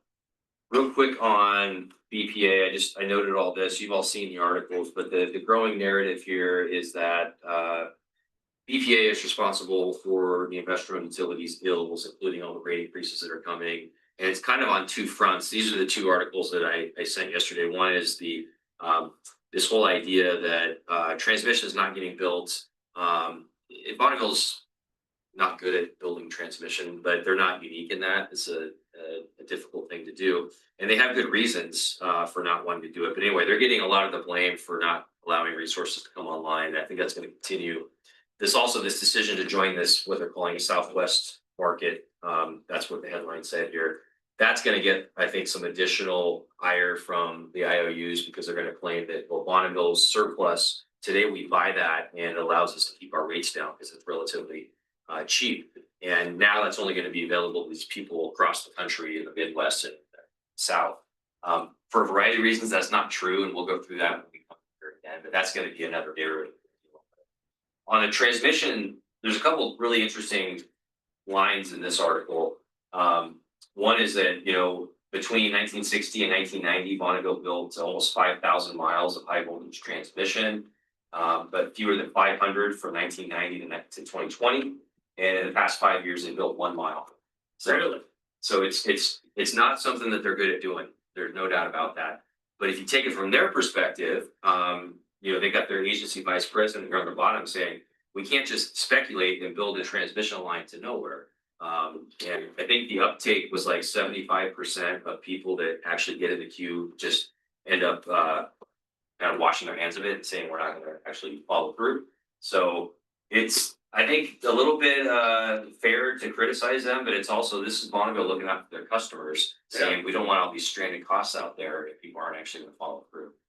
I'm just a boob off the street, but I fully believe that in a time in the not too distant future, we're gonna be sorry all this was built when we go back to small modular nukes and other things. I think you could be right, and it's Deserts full of solar panels is not the future. I think it's good on Bonneville to be a little cautious here. They've been through this before. We've overbuilt as a region, and that can be, that can be horrendous financially. Funny, we can't allow cattle grazing because it hurts the sage grouse, but solar panels don't bother. Look at Colorado. That's right. It's bad.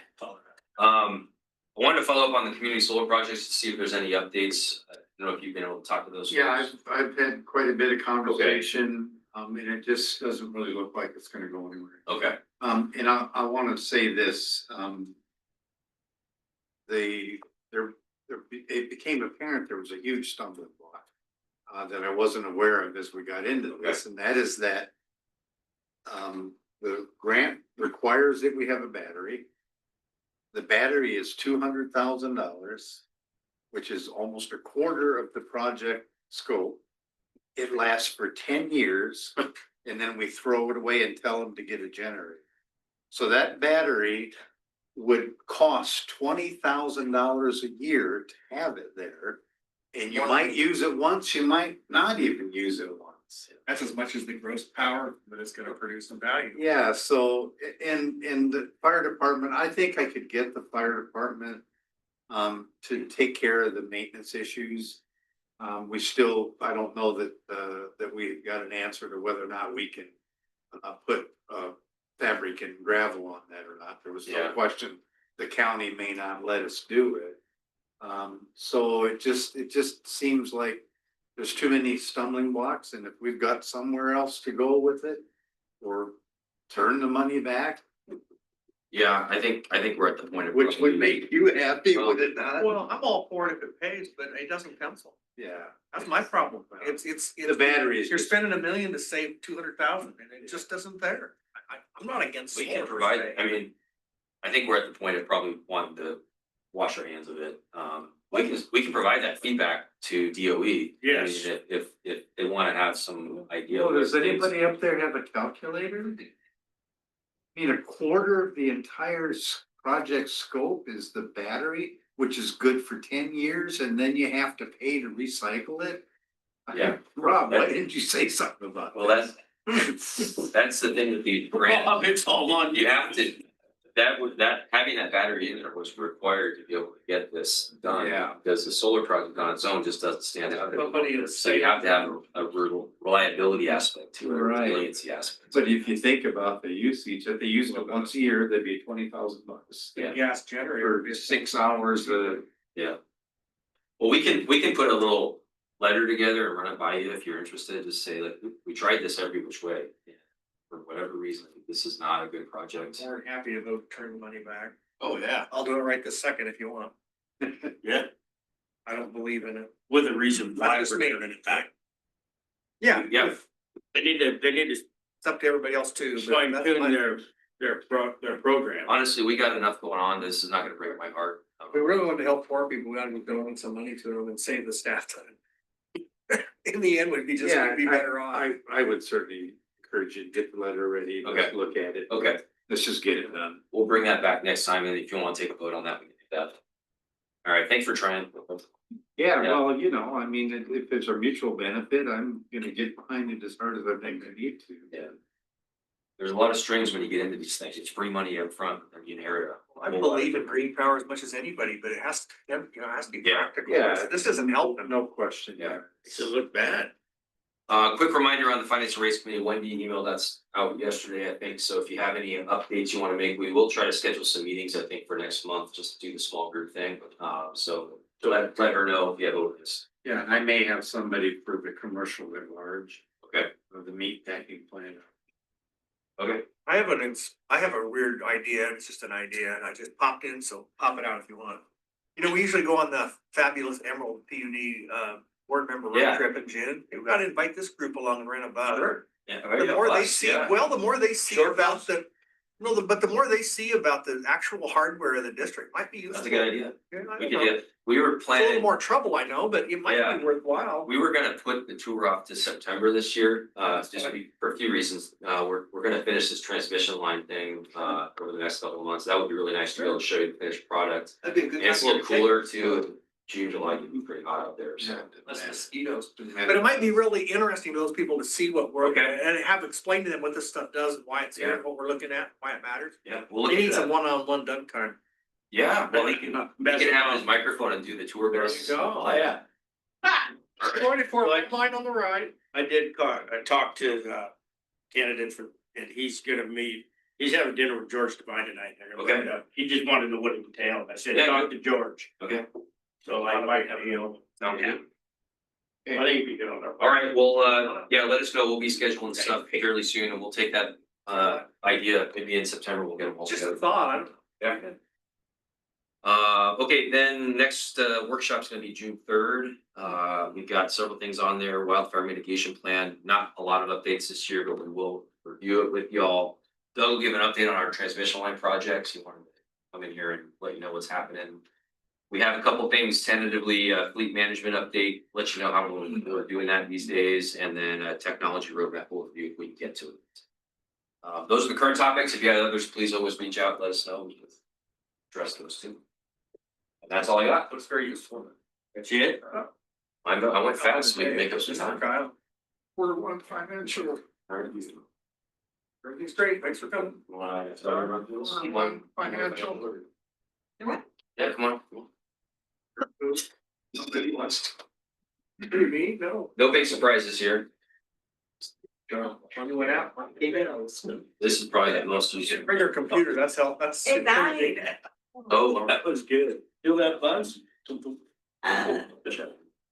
Yeah, so Q1 update, I mean, it feels like Groundhog's Day, we just did this with the 2024 year end, so, not everything has been updated. The primary areas we did update include, revenue, purchase power, and a couple other things that you'll note as we go through here.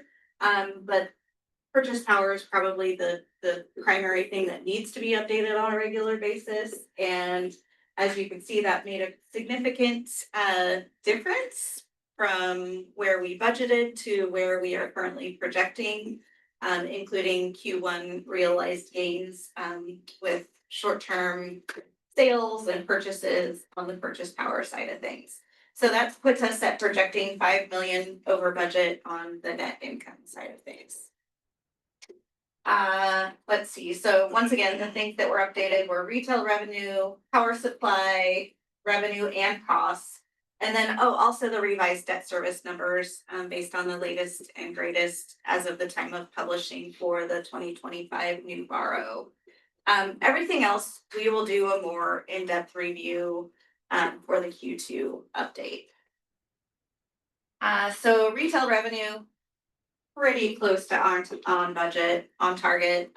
Residential is down just slightly, due to new connections being a little lower than budgeted. Look at this. I love how February looks. The gray line is last year and the green line is our actuals for this year. So just, we're still talking about the storm. We're gonna be talking about that for a long time. The big one. So, yeah.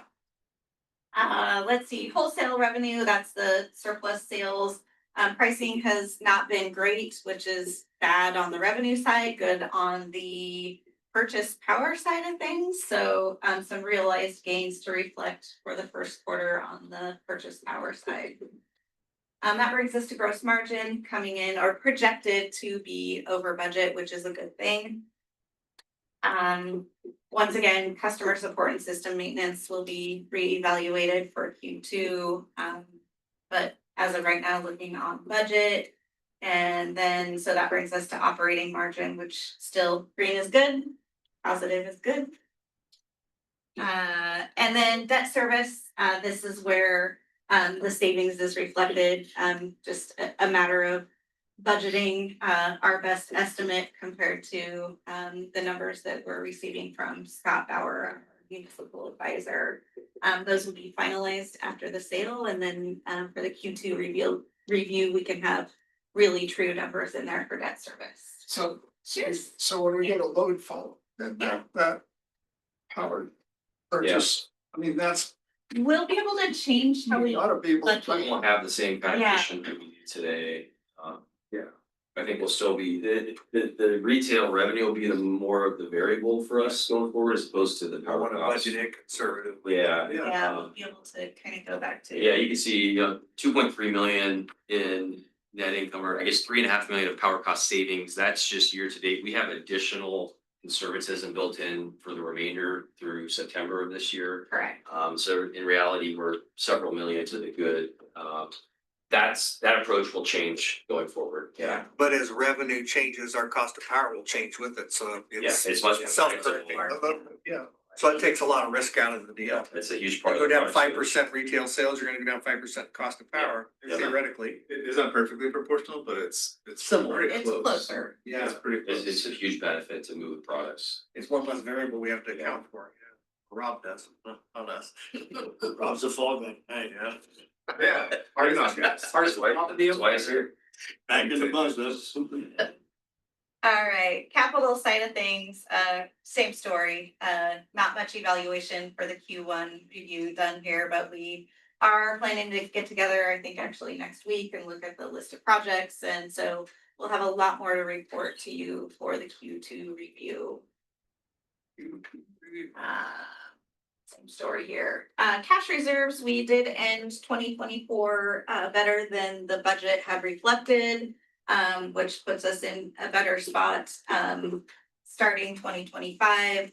And then, we're reporting or projecting, I should say, better net income than budgeted. So cash numbers are looking better than originally budgeted. Also, I feel like this is a good place to mention again that we received about $800,000 from OEM related to a couple of FEMA projects. One was the CG Lorraine overhead to underground conversion, and then a little chunk of change related to the 2016 public assistance for that store. Are you kidding me? That long? This is just how long it takes and how much work there is that goes into all of this. For that particular storm, we had a project manager, and that particular time, FEMA had created some spreadsheets that they were gonna take so much work off our plate and do all this stuff. Well, their spreadsheets didn't even reconcile to themselves. It was a mess. We learned a lot. We've never done that again. Beginning Excel class. That's right. Or accounting class. I think I Their remember that spreadsheets ice have storm to- right after I got on the board. Do you remember that? I think I Yeah, it do. was a big mess. So we That was a finally, key all I assume. got trued up for that, and I think they're trying to close things out to catch up to. I see. So that's where that activity comes in. Doge is on. So good news there. Headcount, you may recall that a couple of months ago, Kyle came in and talked about the funding that we had for one temporary staff member in the IT group, and kind of asked permission to convert that over to a regular employee so that we could do a little bit better job with recruiting, which has proven to be successful. We did convert that to a regular employee, and the person has started and is already proving to be very helpful. So you do see a headcount change, one over budgeted. but we have budgeted the dollars. So you don't see a difference in dollars. We are fully staffed right now as far as So Sarah has a helper. Yeah, And I have a helper. Oh, okay, good. Amazing. we hired a great employee from the city of Cottage Grove. Great. Oh, I'm so happy for you. Yeah. Thank you. So, any questions? Big rundown. Quick too. Yeah. We'll have a lot Somebody more. from the- That's Q2. just first quarter. That's just Q1. Okay. Yeah. I got one question. Is our mapping department under IT? Yeah, Yes. it's under the technology group.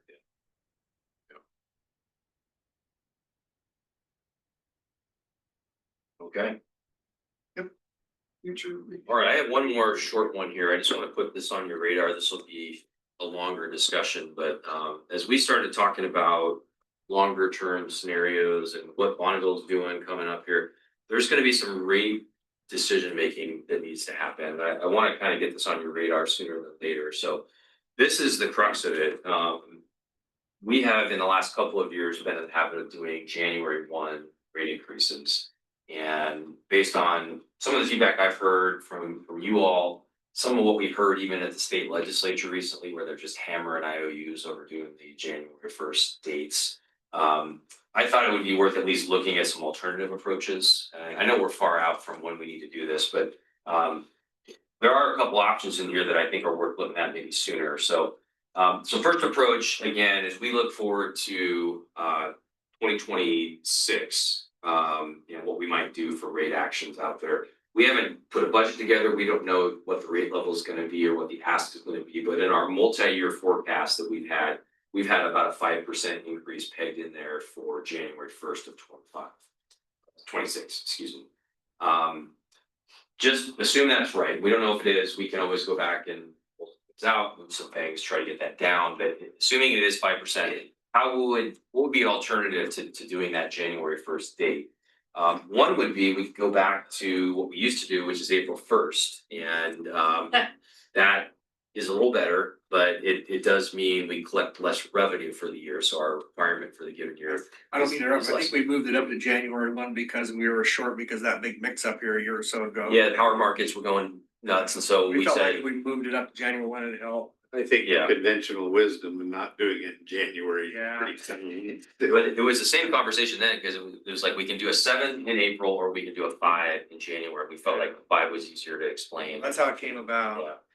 It is hard. Yeah, so here's another idea, and I want you to look at this, I should say number 3 on there, I screwed up the number 8. Bonneville is gonna give us a roughly 9% rate increase, October 1st. And that's intended to cover the next 3 years, so it's not out of, bounds from what they ought to do, but I think it is an opportunity if the board wanted to look at a different approach this year. What some utilities do, EWEB being one, is they will just simply pass the Bonneville cost through when it's applied. So they have a board policy that they don't even go to the board, they just pass that Bonneville rate increase through to their customers. If we were to do that, just to give you something to work with and implement an increase on October 1st when Bonneville hits us, we could do a 3% then, and then come back in April and then do another 3% at that point for an EPUD rate increase. It is more work, a little more explanation and communication that has to go into doing 2 different increases, but that's a way to isolate what Bonneville's doing from what we're doing and keep it a little more predictable as well for us. I think that's a good idea. I have 2 negatives to that. Yeah. One is the customers are gonna think we're raising rates all the time. Yeah. That's all you Yeah. ever do. And I run a business and I don't wanna have to rebudget every 6 months Yeah, because good you point. guys change your minds. I wanna know 1 year what's gonna be for that Yeah. year and be left alone. That's good feedback. Yeah, I'm against it for that reason. okay.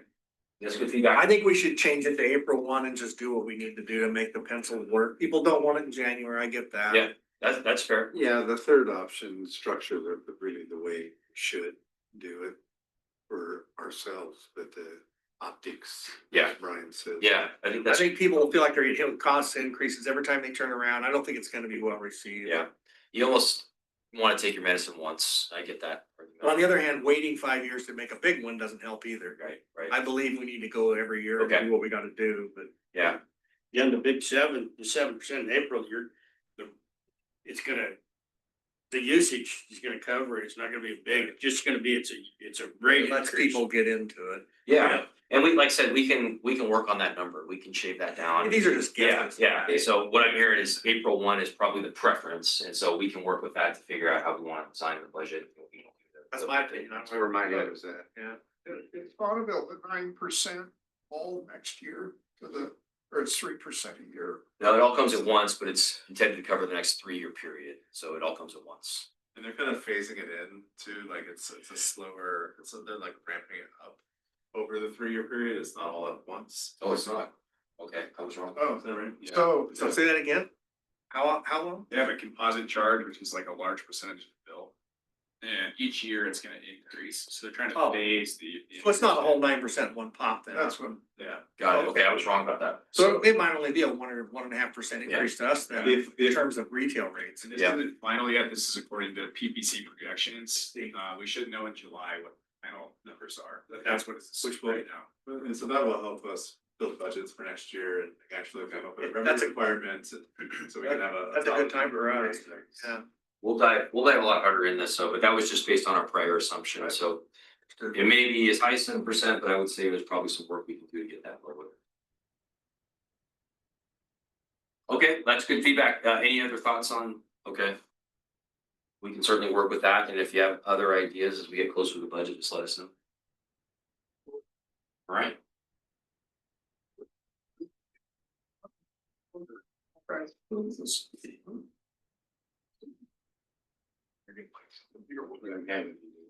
No, none tonight. we have any. Nope. We do have some motions though. So motions and resolutions. So 2025-11 is the big one. That is our new Bonneville contract, or it's the request for the new Bonneville contract. So this authorizes me to communicate to them that we would like to receive a provider of choice contract for the next 20 years. And we would like the load following product that goes along with that. I move that we approve resolution 2025-11. I'll second it. Favor? Aye. 2025-12 is the approval of our 2024 financial audit, which we reviewed last month. Questions on that? We're happy to take them. I move we approve resolution 2025-12 to approve the 2024 financial audit. Second. We have a second, all in favor? Aye. Thank you. And the last one, 2025-13 is the final transfer of our 2021 borrowed funds. So we still had $4 million. I think the actual number is on there. Or so. 4.085128. 44 cents of the original 2021 borrow from KeyBank. So we haven't come in for a little while, but this is the last and final. We've applied the list of projects. I think we're in your packet, so you know what we spent this on. But this is to replenish our operating funds that have been used to fund all that capital work. And I would just add just a tiny Yeah. bit of clarification and flavor there. You may have noticed in the materials, we're asking for a not to exceed amount that matches the project list. And the reason for that is because we accrue interest on that account and the interest needs to be also used to fund projects. So the amount that the not to exceed amount is greater than the balance available, but we did that on purpose so that we can make sure that we capture all of that interest. Got it. Good plan. Great. Yeah. So if you have any questions about that, happy to Makes sense. discuss. Let's go. I move we approve resolution 2025-13 authorizing the transfer of restricted funds. I'll second that motion. Second. Yeah, I'll second. Oh, you already did. Nailed it. Hey. All those in favor? Aye. Aye. Okay, and we'll have a very similar process for the new borrow. We'll come in here and have that authorization every time we want to move funds from the new $40 million to the operating funds. Okay, review of motions. The motion to approve resolution 2025-11, authorizing the GM to request a provider of choice contract. BPA with the load following product, unanimously approved. Motion to approve resolution 2025-12, approving the 2024 financial audit. That was unanimously approved. And a motion to approve resolution 2025-13, authorizing the transfer of restricted funds. That was unanimously approved. Thank you. No. We don't have any public. No. Suggestions for future meetings. I'll add some. Oh, yeah, for the next workshop. Yeah, no, yes. Yeah, if you have others, let me know. Upcoming meetings. In the BPA. I think Patty and. Charles. You're not. I'm not going now. Okay. Oh, you were. You changed your mind? I showed interest in it, but something came up, I can't. I heard you real. Something came out. That's city's activity.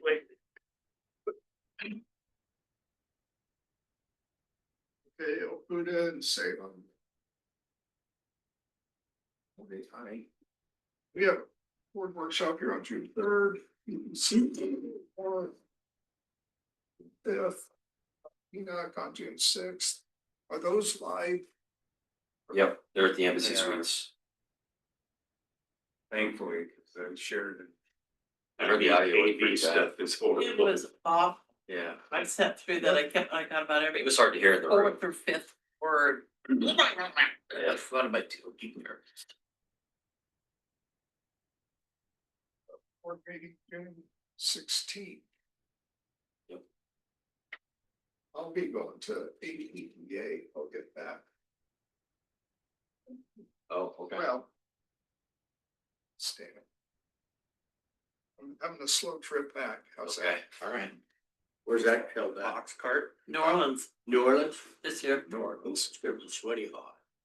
Humid. Yeah, I've done that trip. Sarah and I went. Be standing like this. Oh, it'll be fun. I've never been there, so it'll be fun. So.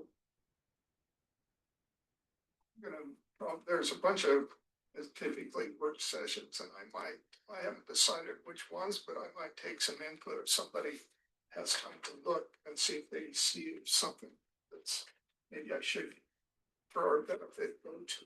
Try to something. There's plenty to keep you busy. Oh, yeah, right. You gotta choose. Okay. Non-public executive session. So,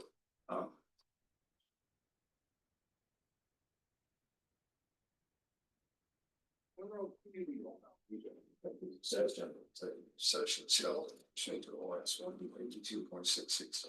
Allows the public executive session to review the job performance of the representatives of the news media and designated staff shall be allowed to attend the executive session. All of the members of the audience are asked to leave the room. Representatives are specifically directed not to report on any operations during the executive session, except to state the general subject of the session as previously announced. No decision may be made in executive session. At the end of the executive session, we will adjourn the meeting. I'll preface this. Requested executive. We're back in public session. Is there a motion to approve the consent agenda? I move that we include the consent agenda. I second that. All those in favor? Aye. Aye. Did you have an amendment to the minutes though for that one meeting? No, we decided to draft Okay. it as written. As the original minutes, okay, okay. Well, Yeah, you already did it. these. It was Okay, correct. because that was not what was in the agenda packet, though. There were some edits. No, So we just need to note that it was the revised It was minutes. the revised. The revised. Yeah, okay. Do we need to spell that out again? So Wendy, I think we're good. so We'll put that the in. motion is to approve further revised minutes. April 22nd. Mr. President, I'd like to make another motion. I would like to move that we open the subject of Director's Chapel situation from the last meeting in the first meeting in September. I'll second that motion. Second, all those in favor? Aye. Okay,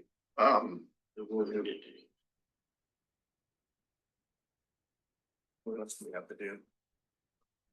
Elect a vice oh, we have to elect president. for appointed vice president And a and a treasurer. treasurer. So do I have a, Yeah, I would move that we move Brian up to vice president and move Dale into the treasurer position. Welcome to the club. We need a second from somebody that says it. I'll second. Sarah's gotta help at one time at least. Or you help. You'll learn. It's not come. Kirk could do it, anybody could. Yeah. Well, what Those is, in favor? Aye. I, Aye. Is there anything else we need to do? I think that covers everything, doesn't it? Yep. Yeah. Adjourned. Just under the 3 hour mark. We're even gonna be closed. Yes. Huh? I think we're gonna be close to 6 o'clock. Or, I would love that. Just under. been out of here at 6:30 before. Thanks for being here, Chad. Good night, everyone. Thank you, Chad. Thank you.